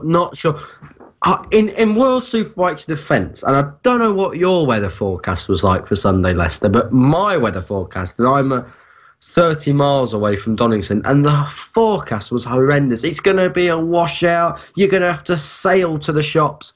Well, yeah, there was flash flooding in parts of the country. There was. Northampton got it really bad. Well, where I was in Snetterton, we didn't even see any rain. Well, yeah, exactly the same with Donington, and I'm just wondering, that may have put a few people off going. I'm not sure. But maybe not last minute, though. I don't think people would have committed to going in. Exactly. There is no 3-month weather forecast, so it's a very difficult one. Back onto the racing. I do just want to focus on the racing just for a moment, because we have a little bit of a surprise for you coming up in a moment. Tom Sykes, pedestrian in race 2. That's what top. Well, to be fair, Toprak Razgatlioglu made Johnny Ray look a bit pedestrian on that last lap. It was a little bit lackluster from Kawasaki. I've got to say, I expected a lot more. I expected a hell of a lot more from Tom Sykes. I must say. Is that why he was moaning after the race about things? Maybe, but don't forget he won last year, started 9th, finished 2nd as well in race 2. If you're not winning this, if you're not winning here and now, then nothing else matters, does it? Yes and no. I'd still argue that Tom Sykes has won 9 times at Donington Park in World Superbikes. He knows his way around there.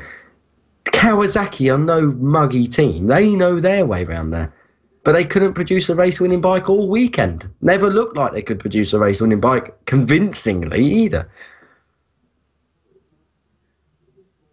Oh, right, okay. That's my thoughts. You just stopped mid-sentence there. Sorry, I didn't... No, I didn't. I'm just saying they didn't do it very convincingly. That's how I'm ending. I don't think Kawasaki, for the first time in a long time, Kawasaki didn't look like they had at least one race win in them. People will say, yeah, but race 2. Van der Mark, if he can run with them, you know he's going to try and pass. Not only did he get past, but he cleared off. Yeah. Now, but let's stop being outraged that Kawasaki got beaten. That's the best thing that's happened to World Superbikes in ages. A lot of people wanted it to, or wanted something to happen, and I mean, personally, I like a lot of people wanted some sort of exciting race to erupt, and to some extent, we got that at the very first round in Australia. Brilliant. When it was, for various reasons, a good couple of races, and subsequent races have been average, decent. Yeah, so they've been all right. They've not been spectacular, but they've been a lot better than what they have been previously. And that's where I'd like to focus is, yes, the crowd was down at World Superbikes on the weekend, but I'd argue, and I have got statistics to back this up, I haven't got them researched, I'd argue that in general, World Superbikes is going in the right direction. It's not going to ever, like we said earlier, we can dream about the 99s and the 2000s, but they're never going to come back. So we have to make it not just a shadow of what it was. We have to make it you have to make it unique again in its own way. You have to make it have its USP. Exactly. And if you're always looking back at, say, the 90s and 2000s and stuff, if you're always looking at whatever you think was the golden era, you'll never enjoy what's happening right now. I consider the golden era of World Superbikes to be when a wild card like Neil Hodgson, and if Colin Wright is tuned into this, which he may well be, hi, Colin. He'll remember 2000, Donington Park, 95-odd thousand people cheering for Hodgson, got past Frankie Keed on the last lap as a wildcard. So did Chris Walker. They would have done. That's what I loved about World Superbikes. It's not going to come back, but that doesn't mean that it cannot be just as exciting and just as passionate with just those numbers. Well, what if we have... I mean, what if we have the same, say, Donington round repeated? What if we have more of that? You wouldn't get any complaints, would you? No. So what if, I mean, as it's already happened at the weekend, at the last round, so what, I mean, there's nothing to stop a similar scenario happening for the rest of the season or in future seasons. So have Dorna done the almost impossible and started to turn World Superbikes around with the much feared rule changes before the season? That much feared rule change. You know what? That much feared rule change. Talking rubbish. Well, everyone who was against that, I'm sorry. Which was everybody. I Everybody. like that. The ECU. Why? Why are people so against a bit of control? Yes, okay, control. You are effective, like Tom Sykes says. You are controlling the results a little bit, but are you? Are you? You've still got to pass the guy in front. Top Razgatlioglu was top Kawasaki in race 2. You're telling me that was controlled as well? Xavi Forres has been top Ducati on occasion this year. Was that controlled? Was Loris Baz's front row at Donington Park controlled? No, of course it wasn't. And as for the reverse grid, reverse the whole grid. You're going to encounter back markers as this race goes on. So if you come in from behind, I don't see the difference. Yes, of course, there's going to be different paces and other... There's going to be there is a danger aspect, but I'd argue that surely there is no. Okay, it's the first lap; it's a bit more dodgy, but I wouldn't say it's a terrible disaster. I'd personally go the full reverse grid. It brings more exposure to the sport, and do you know what? To be fair, if they did that, more people would talk about World Superbikes, for good or for bad. And at the moment, World Superbikes is in a position where I'd say any publicity is good publicity. Potentially. People are going to say, oh, that World Superbikes is madness, but I'll watch it anyway because it might actually be all right. Well, Tim Davis has been on. Hi, Tim. Yes. And, 2 wheels or more. yes, hello. And he says, well, the only issue he has with World Superbikes is the reverse grid. He says the tech regs are working well. This season is the best that it's been for the last few years, and arguably everybody would probably agree with that as well. So, yeah, thank you anyway, Tim. And Liam Hill. Liam Hill. Yeah, oh, Jinx, Magic Padlock and all that. Liam Hill has said, I haven't been to any races this year because of exams. Point proven. I can't go to Italy this weekend. I could afford to, but you're I can't babysitting. go. No. Myself, yeah. Someone has to. No one else wants to. Yeah. But many no, people just nodding. I've got an exam at 9:30 on Monday, and I'm not risking flying back on Sunday night and mad full of 140,000 Italians. Moving on. It's just what I'm saying is, it's just going to be chaos, and it's just not. You're not going to want to leave that festival atmosphere. If it's going to be chaos, it's because you're in the middle of it. Love it. Some more comments in as well. Nat Jarvis, World Superbikes to Brands Hatch now, that would bump the numbers right up. I don't know. I think it would bump the numbers up. For people who live down south, probably yes. Now, see, it's more than that. When you look at it, right, people are genuinely, if you want to go to World Superbikes at Donington, not only are you being asked to pay £45 on the day, which is what it was, you're also going to have to fly in. Now, for convenience, East Midlands Airport is by far. Who are you best. talking about? What sort of spectators are these? World Superbikes is a global brand, so people will travel all over the world. There's loads of Europeans. Wait, hold on a second. If you can afford to get a bloody plane to a racetrack, you're not going to be bothered about £45. No, you're not. Let me finish yet. Donington Park is right next to East Midlands Airport. Yeah. Now, for that reason, it may as well be next to Leeds Bradford. No. To fly to there is going to be dear. But if you have it in Brands Hatch, you've got London City, you've got Stansted, Luton, Heathrow, Gatwick, 5 airports, and then because of the volume, they're the cheapest airports to get to. So have it at Brands Hatch. I think there'd be a bigger international audience. That part of the country is a little bit more switched on as well. 2 people visiting. So again, I think we'd bump numbers up a bit. And for people like me, the traditionalists that would love Brands Hatch to come back, it would work. But would it do the absolute gem of a round? I just don't know. I don't know. I don't know who's flying into taking their family on a plane and flying into to spectate on races, to be honest. I don't know who's doing that. I suppose you got a boat from Zimbabwe then, did you? Moving on. He's kind of sunk himself now. Oh, good God. Right. We do have a special guest coming on. We probably will do if I've sorted the thing out, which I sort of shot myself in the foot and then realised after I did the invite that, oh my God, I don't have another thing set up. But I will work on that while Kiko not fills for time, but talks. Yes. Where should we start? Right, World Superbike route. In fact, no, we'll go back. What about the big question tonight, though, that we're asking? What would you do in particular to make people watch? Yeah, right. We do have a comment, and it came in earlier. Nat Jarvis. I'm just going to fetch it up now on the old dog and bone. It was something along the lines of, do you think that because World Superbikes is Dorna owned, is there a little bit of a conspiracy going on to keep World Superbike numbers down so MotoGP benefits? Well, no, because either way, Dorna benefit. And if you got one, let's say, not as healthy championship, not doing bringing in as much money, arguably. I don't know if that is the case. I'm just saying it might be. I don't even know. But if you've got one championship and another championship, which is at another higher level, i.e. MotoGP, surely if you're the promoter, let's say if I'm the promoter of both World Superbikes and MotoGP, I want them both to be competing with each other at the very top level. And I would make sure that they're very different products. Neoliberal thinking now. Competition. Competition drives different. So unless you're in the rail industry where there is no competition, you should nationalise it all anyway. Competition generally drives things onto new levels and advances things, and it offers an option. You know, you have a choice.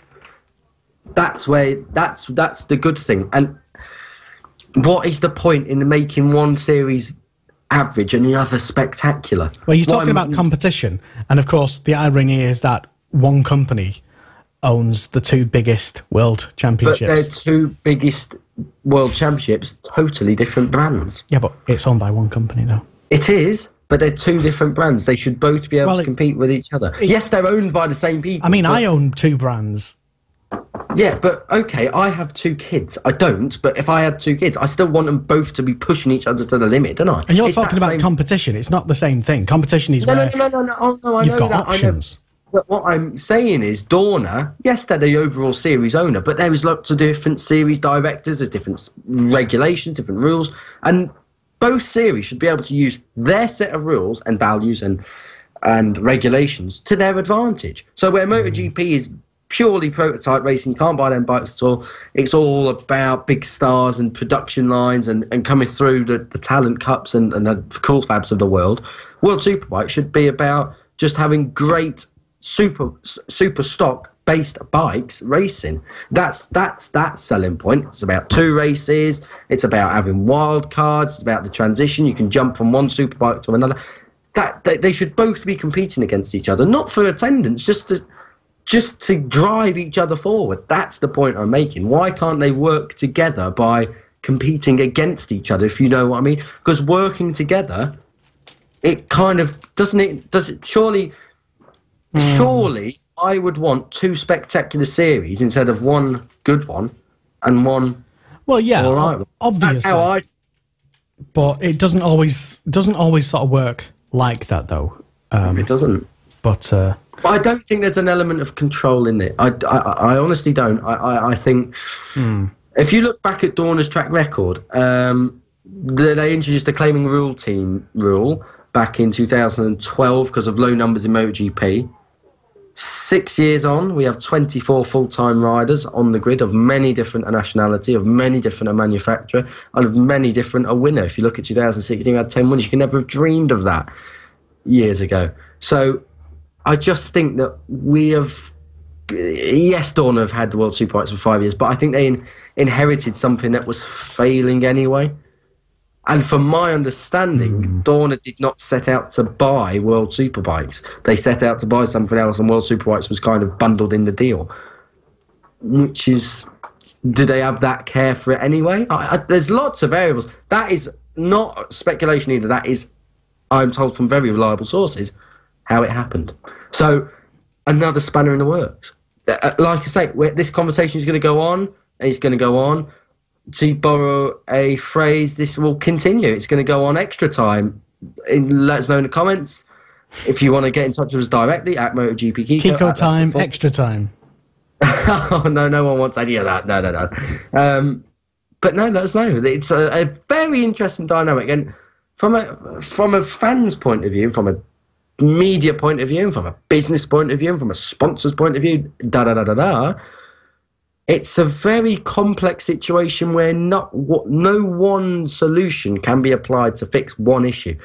It's going to take a multifaceted approach to get this World Superbike in the right direction, even though it is. But it just needs, if you're a boat and you want to go right, you can't go right 90 degrees straight away. There's a sequence of turning you have to do before you reach 90 degrees, and that's what World Superbikes is doing. It's just in that transitional phase of moving in the next direction. World Superbikes is a boat. Well, yeah, it was on Friday underwater at Donington Park. It was. I don't even know. I don't know how we got there. Where did we get from World Superbikes to boats? You said World Superbikes is a boat, and so yeah. So yeah, we have had lots of comments that have flooded in, and we welcome more comments as well, because that's what the show basically thrives on.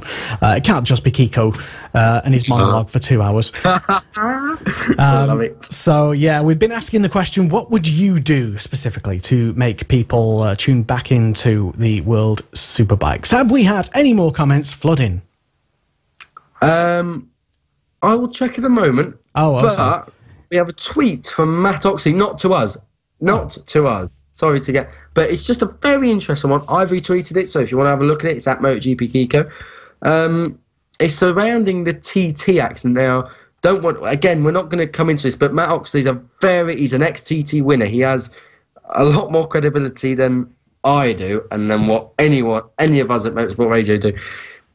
He says, I'm completely dumbfounded by the Steve Mercer TT accident. Riders told to ride the course in the wrong direction, collide with a course car, driving the course in the right direction. Never heard of anything worse in racing.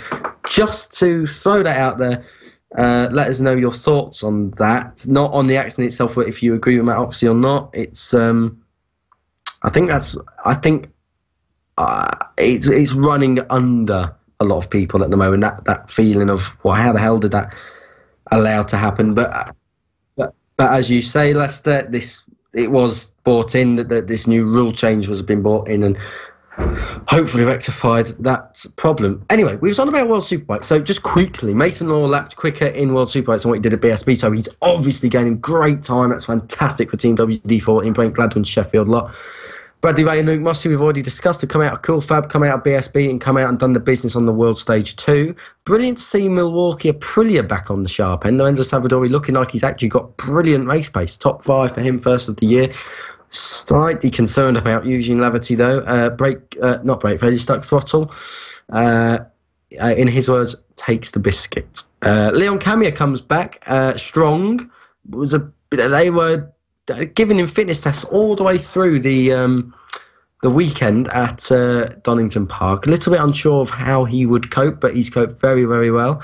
Back in the top 10 for Red Bull Honda, so he's starting to come back good now. Ducati, what a complete disaster at Donington Park. Chaz Davies and Marco Melandri, absolutely horrendous weekend. Chaz salvaged a decent position in race 2, but my goodness me, have they lost a hell of a lot of points.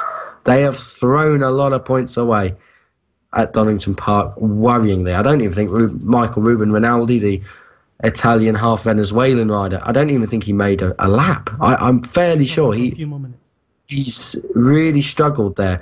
There are some rumours that I'd just like to bring to your attention, and of course you can tune in for a bit of a comment and let us know your thoughts and all of that usual cliche radio stuff. Join the conversation. One rumour going around and doing the circles. Michael Vandermark, don't forget, done the double at Donington Park, as we alluded to just a moment ago. Kawasaki bound? I'm not sure. I don't know. Looks maybe, so kind of maybe, not sure, yes, no, kind of. No one really knows at the moment. It's a rumour. But it's a rumour with a certain amount of substance, I'd argue.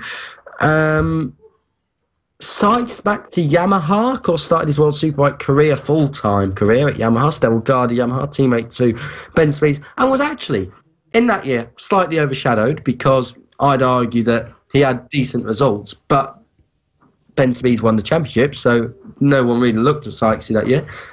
We've talked about Johnny Ray going to GP possibility of, not really want to go over that again, but the Honda seat, madness, but 6 rounds in, Jake Gagne may not be there next year.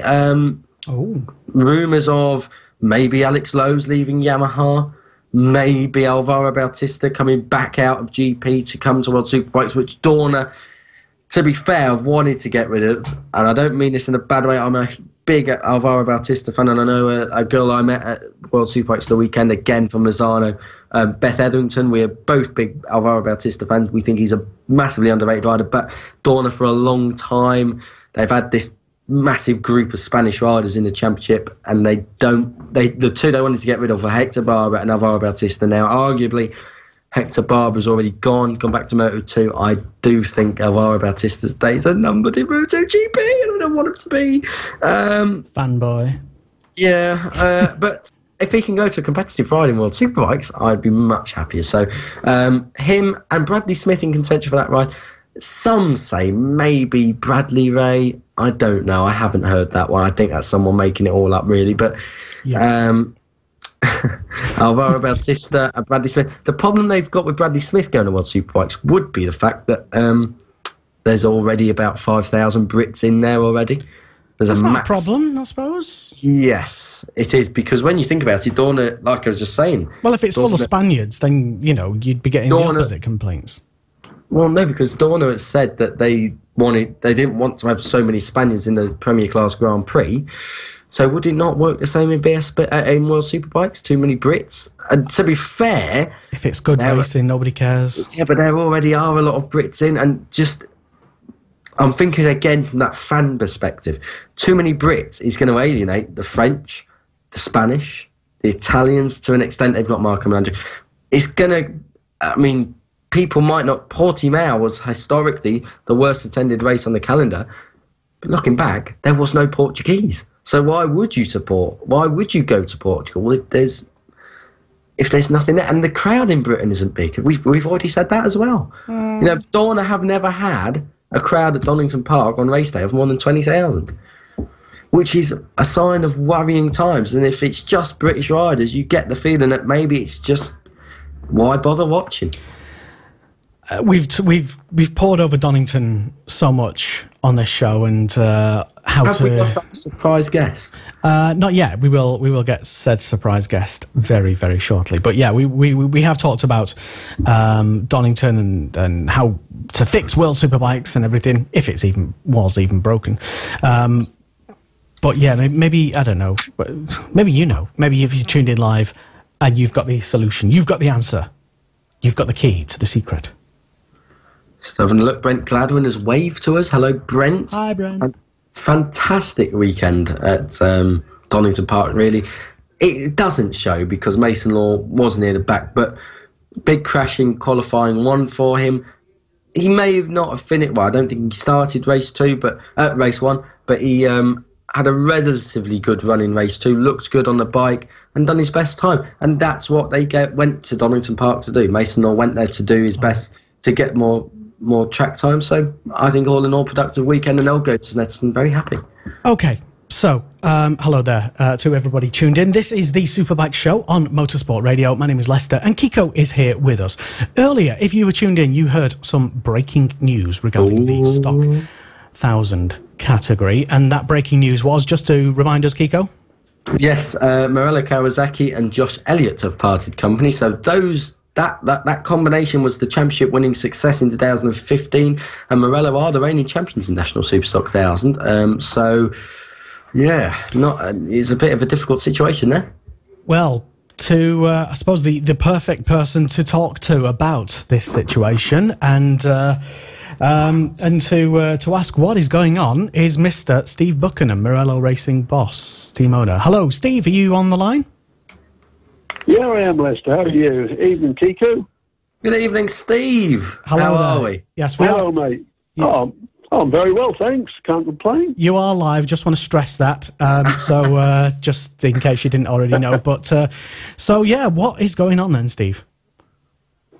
What's going on? Bottom line is we couldn't give Josh the bike that he wanted to ride to win the championship. We've as a team we've turned the bike inside out, gone up and down and back and forward, and Josh just didn't get settled on the bike. And then we went to a test at Snetterton, the BSB test, looking very positive, and unfortunately we had a gearbox go, and with that we didn't have time to change an engine, so that missed Josh's last out and up on the bike, and he just felt we'd let him down as a team, I think, and as I say, we couldn't give him what he wanted. So I got an email this afternoon just saying he couldn't go on like that and he wanted to quit the team. So I just, I wished him the best of luck for the future.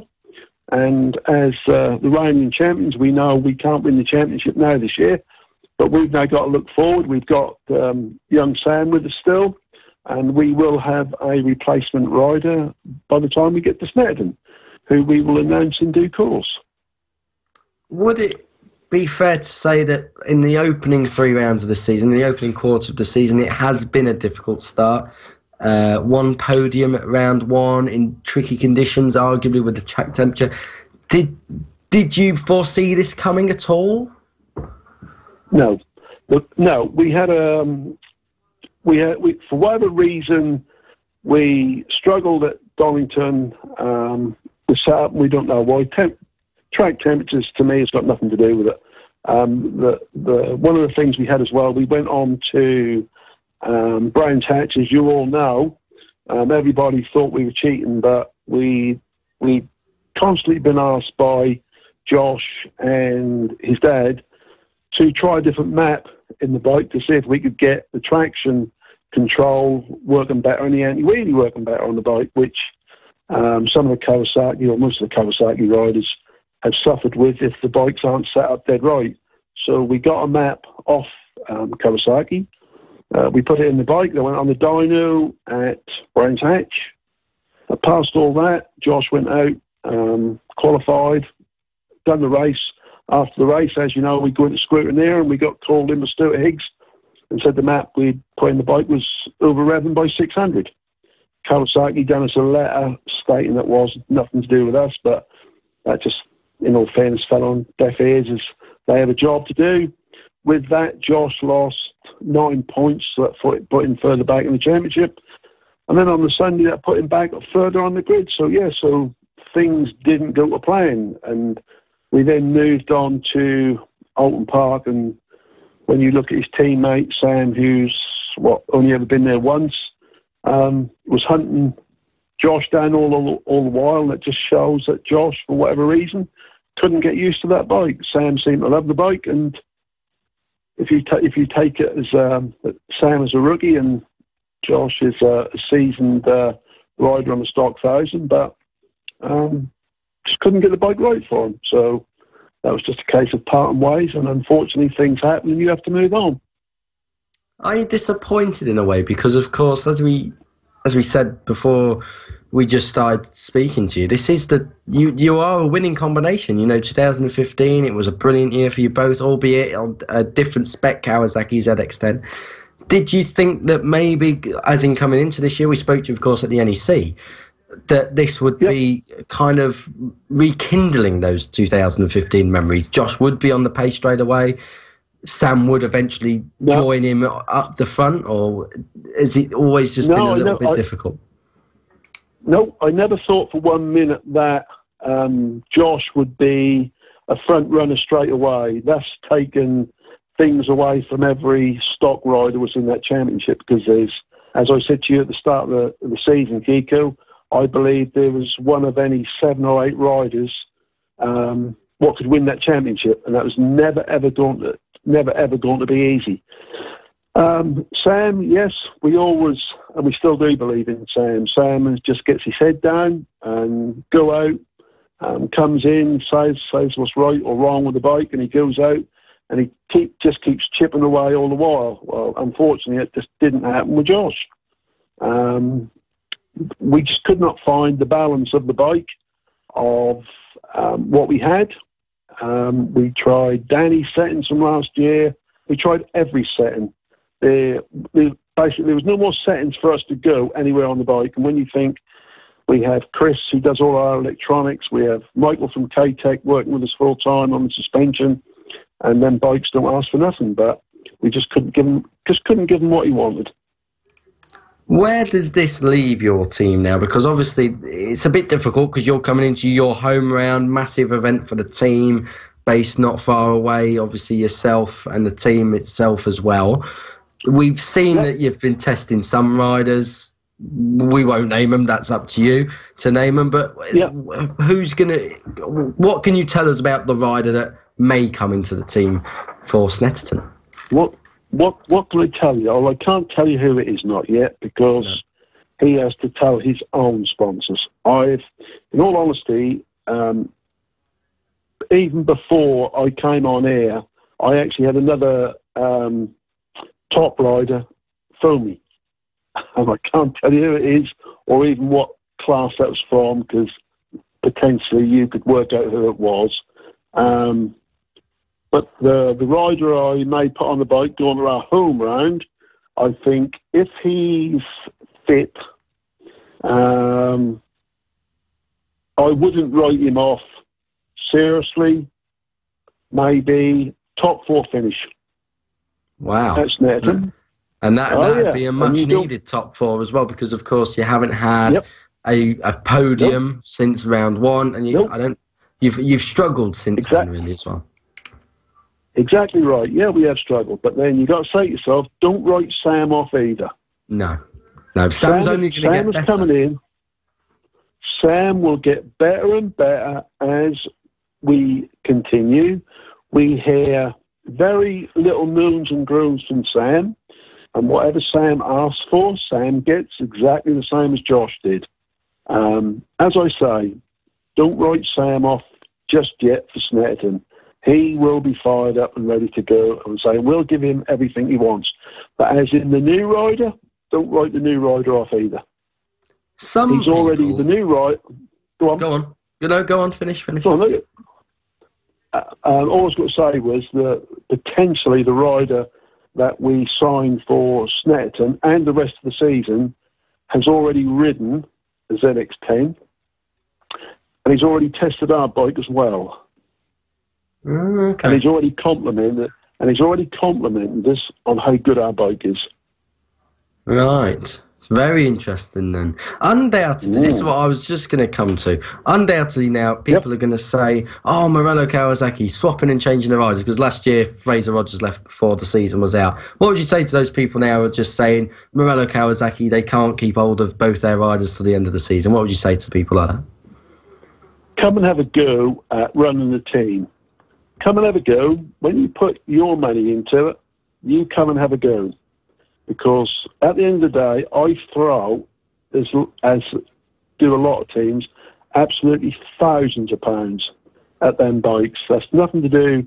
We can't keep hold of a rider at the end of the day. We could not give Josh simply what he wanted. End of story. We just couldn't give him what he wanted. And I don't think Morello will be the first team or the last team to have a rider come and a rider go. At the end of the day, Josh is looking out for his career, and he's done what he believes is right. Now, you can't blame either myself or Chris or Michael from K-Tech. We are all there simply trying to do a job to give Josh what he wants. The reason Fraser left last year was absolutely nothing to do with the issues that we've had with Josh on the bike.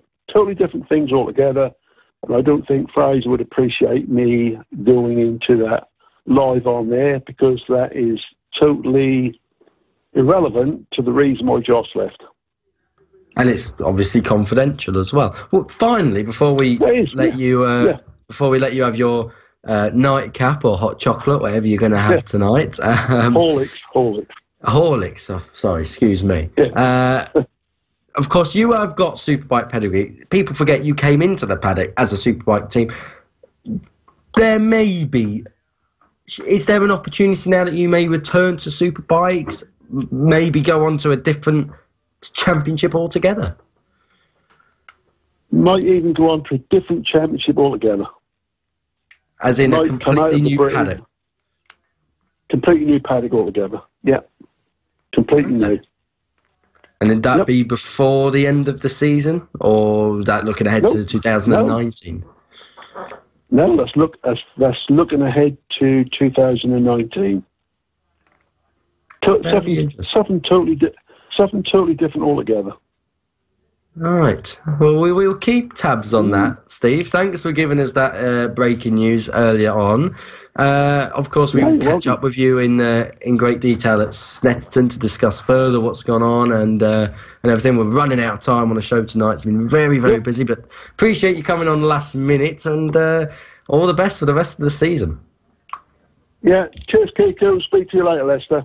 Cheers. Thanks a lot, Steve. Excellent bit of reporting there as well, Kiko. That was a big, sounding like a pretty big scoop by him saying at the end there that he might be moving on to a completely different paddock. I don't know if he was just teasing or... I actually believe him, but... Yeah. I don't know if you watched last week's Superbike show, of course. If you put 2 and 2 together, you may well come up with 4. And that's all I'm saying. If you just look back, you might not, in case you came up with 4. It might be something completely different. Or someone... Just have a little look back. That's all I'm saying. Yeah. Excuse me. And again... Was that a clue? Clue that you're going to choke. Yes, basically. And on that note, it's probably a good time to end the show, I would say. No. You steady. Well, you've got predictions. We've got predictions to get in. Lester. Oh, God. Tell me about your MotoGP, Moto2 and Moto3, top 3 in each class for Mugello. God, and Bennett might win. I genuinely don't even know. That's going to be a Leicester catchphrase. I genuinely don't know. We need a soundboard. That's what we need. The soundboard's all full of Tom Brooks's still... Absolutely fantastic. Yeah. I do. And some of Kiko's catchphrases are crawling in there as well. Such as bar and acts of God. How it goes. And other things. Right, so... I can't. It's literally. It's impossible for me to make predictions without looking at who's the form, basically the latest form. You'd be mad to do so, I think. Right. So Marquez is leading by what 35.30. How many? 36. But I can't calculate. I can't do the maths. 36, as I've reiterated many a time. All right. So what do you want? A top 3? Oh, God. Top 3 in MotoGP, please. Lester Forbes. Right. In no particular order. Yes. Zarco. Oh. Marquez. Oh. And I'm thinking to maybe say someone a bit out of the order. Ooh, go on. Be a bit edgy. No. Rossi won't be on the podium. Oh, how much money are you willing to put on that? You are brave, boy, to be betting against the doctor. I know it's been 10 years He might be near the podium, very near the podium, but I think something might happen to cause him to not be on the podium. What, such as a fourth place? I don't know. Possibly.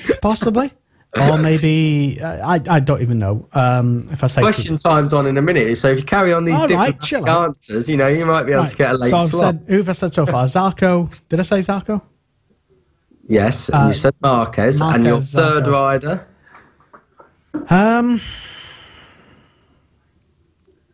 Think he's actually going to do it. Pedrosa. Ooh, both Epsilons on the podium. Well, that is a shot. Moto2. Oh, top Brit in MotoGP. Oh God. Okay, top Brit in the. You mean the highest place finisher in the race? Yes, British. Brad Smith. Bradley Smith. Well, that's a shot. Nat Jarvis counters that to what you said. He says, MotoGP, Cal, the other two can't come anywhere close to Cal. So the other two referring to Scott Redding and Bradley Smith. I would, of course, nothing against Cal. We supported him a lot when he won that win there in the old Winnington. Yeah. When he took Britain to victory in Argentina. Boom. But I do think the highest placed Brit who might finish the race might probably be Brad Smith. Okay. Moto2 then. Let's have your top 3. Yeah, I'll do mine after. Okay. Excuse me. I've not even been that big on Moto 2 this year, to be honest. I'm not even that much of a... yeah. I don't even know who went well last year. I don't even know the result from Moto. Let's just say... Okay. Well, in no particular order. Again. Bagnaia. Yes. Obviously. It's form book. I'm going to say Brad Binder. Now, that is a very wise shout. For, Get good odds on that. For one of the positions. And... Baldassarre? Oh, now, again, that is a very, very wise top three. Who would you have out of MotoGP? Who would you have for the win? Out of the three you said. Jesus. Hold on, I've got... And out of the three you said in Moto 2 as well. Okay, who did I say MotoGP? Marquez, Zarco, and... Oh, my good lord. Someone else has got to keep track of this. I'm not even paying attention to it. Oh, God. Did I say... Pedrosa. Danny Pedrosa. Did I not say Petrucci? No. Okay. Fair enough. Nice try. Marquez for the win. Marquez, okay. And for the win in Moto 2? Considering don't even ask me about Moto 3. Considering Binder's won in Moto 3 and Baldassarre was second 2 years ago in Moto 2 and Bagnaia crashed last year. Dun, dun, dun. Well, win for Moto 2, Bagnaia. Top 3 in Moto 3?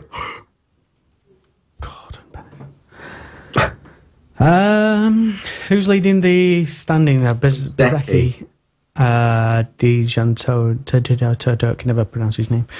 Gian Antonio. Top 3 in that: Martin,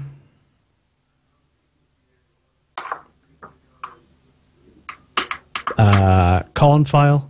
I don't even know if any. Has he flown over from France? I've not even not seen. Do you know, it doesn't matter for Moto 3 because in Mugello you're going to get 10 wide at turn 1, San Donato. And who did I say then? Did I say Bezzecchi? No, you've said Cornfile, Martin, and if you're saying Bezzecchi? Yeah, go with that as well. Both Prustel GP bikes on the podium. Who's going to win? Bezzecchi. Because every time you do a prediction, you're always right. So my not always right. Don't even say that. Don't talk rubbish. Don't even say that. Them 3 winners are going to be on my bet slip come Sunday morning. I don't even want to hear about it on the Sunday night. I tell you, you cost me 50 quid, Lester. 50? Whatever. How much do you think? Oh, sorry, 5p each way. Oh, that's a 50. 50p. Right. Yeah. Anyway, my MotoGP prediction. Who's your MotoGP predictions then, Kiko? In no particular order. Rossi, Zarco. You copying? Petrucci. And I don't know in what order. That is a very interesting top 3. Moto 2, Baldassarre, Bagnaia, Cassini. I think that'll be the first all-Italian podium in Moto 2 since Imola 1998, and that year it was Rossi, Caparossi. Oh God, who was a third rider? Perugini, I think, may have been. Don't know. Oh yeah. And in Moto 3, well, it's any one of anyone really, isn't it? Yeah, I'll pick a few. I ain't got Scooby Doo, Lester. Honestly, I've just had to go through all this torture. Foggia, right? Ertl. Story time. Philip Ertl, his dad, Peter, won in Moto 125 back in 1996. He raced Valentino Rossi that day. That's madness, isn't it? It's absolute ludicrousness. So Ertl, who was the first one I said? Ertl, Foggia, Antonelli. Oh. Well, I'll tell you what, Kiko, that is not a bad shout indeed. I'll tell you that. Oh, good Lord. Take yourself and your big woolly beard off, will you? Dear, oh dear. Thank you. I'm just hiding my double chin, thank you very much. Are you? Yeah. Top Brit. Top Brit in Moto3, John McPhee. Yeah. Right, why? Because he's the only one. Okay. And then I'm going to get embarrassed, and he won't be the only one, and someone else is. Does that include? Well, he might DNF. Hopefully, he doesn't. But he might. Well, no, because he's still the top Brit. Well, no. If they finish, they've got to finish. He crashed out the lead in 2014. John McPhee turned 3. Hi, John, if you tune in. Yeah, John McPhee from Oban in Scotland. Do you know what? Hugh and Bingo, when it's back this weekend, Oban in Scotland, I think. What do you think, Kiko? I think that Keith Ewan's phrase of John McPhee from Oban in Scotland, it will not be long before Oban in Scotland has a statue of Keith Ewan, because he must be on some commission for tourism now or something. I mean, unbelievable the amount of times he shouts about that place. Anyway, on to Moto 2, Top Brit, Sam Lowes. Don't think Danny Kent's going to be there. Because the speed up needs to start doing just that. The most ironically named machine. Who come up with that name? Who seriously thought, I know what you call it, the new bike is a speed up? Maybe the other side of the bike, it'll just be hurry the... Slow down. Yeah, slow down, though. Because maybe it's speed up on the straight, slow down in the corners. Maybe that was their thinking. Yeah. How about MotoGP for the win? Yeah, MotoGP for the win. Were you up, no? Yeah, you didn't pick a winner. Brit. Oh, I'll do that in a minute. Top Brit. Crutchlow was wiped out. I'm going to go a bit Scott Redding. Winner there, 2013 Moto2, got form there. Crutchlow hasn't. I think he's had one podium there back in 2013. Got taken out, don't forget, by Danny Pedrosa the year before. Had a terrible run of Italian Grand Prix. I just think maybe we're in for a bit of a Scott Redding show, as far as the Brit is concerned. Anyway, winners. Oh, Rossi. I've got to go Valentino. I just think he's going to do something magical at Mugello. Moto 2, Pacini. I'm going to have a bit of Pacini. Moto 3, could be anyone. Can I say someone I haven't said for the top 3? Well, no, because that doesn't make sense. Oh, yeah. It's not the podium plus who you think is going to be the winner. Podium plus 1. Okay, out of the 3 I've chosen, I'm going to say Foggia, but I think Nakarinato Pupapak could win it. You just like saying his name, don't you? That's all. Well, I like showing off, don't I? I hadn't noticed. Anyway, keep your predictions rolling in. We're coming to the end of the show now, so keep your predictions rolling in. Of course, if you want to re-watch the show, you can download it. Watch, re-listen, download, share amongst your friends and family and all over social media. Nothing better. It's one of them shows. Do you know what? When I'm on the old toilet, sewer. No, when I'm in the old gym on the old bike, I think I may give this a little listen back, because it does get boring, doesn't it? Well, yeah, I need to focus myself on something as well, and I just think listening back to this just may reinvigorate me for the next challenge ahead of my gym course. But no. Have you been going to the gym at all, Kiko? I might have. Oh, hadn't noticed. Follow me. Oh, thanks. If you keep mentioning it every 5 minutes. That's not a nice thing to say. You hadn't noticed. Apart from the fact you keep mentioning it every 5 minutes. You can keep up. I forgot my Instagram name. Let's just give myself a bit of publicity, shall we? Kiko Giles. Oh, yeah, Kiko Giles. That's all it is. Just Kiko Giles there, talking about yourself. Yeah.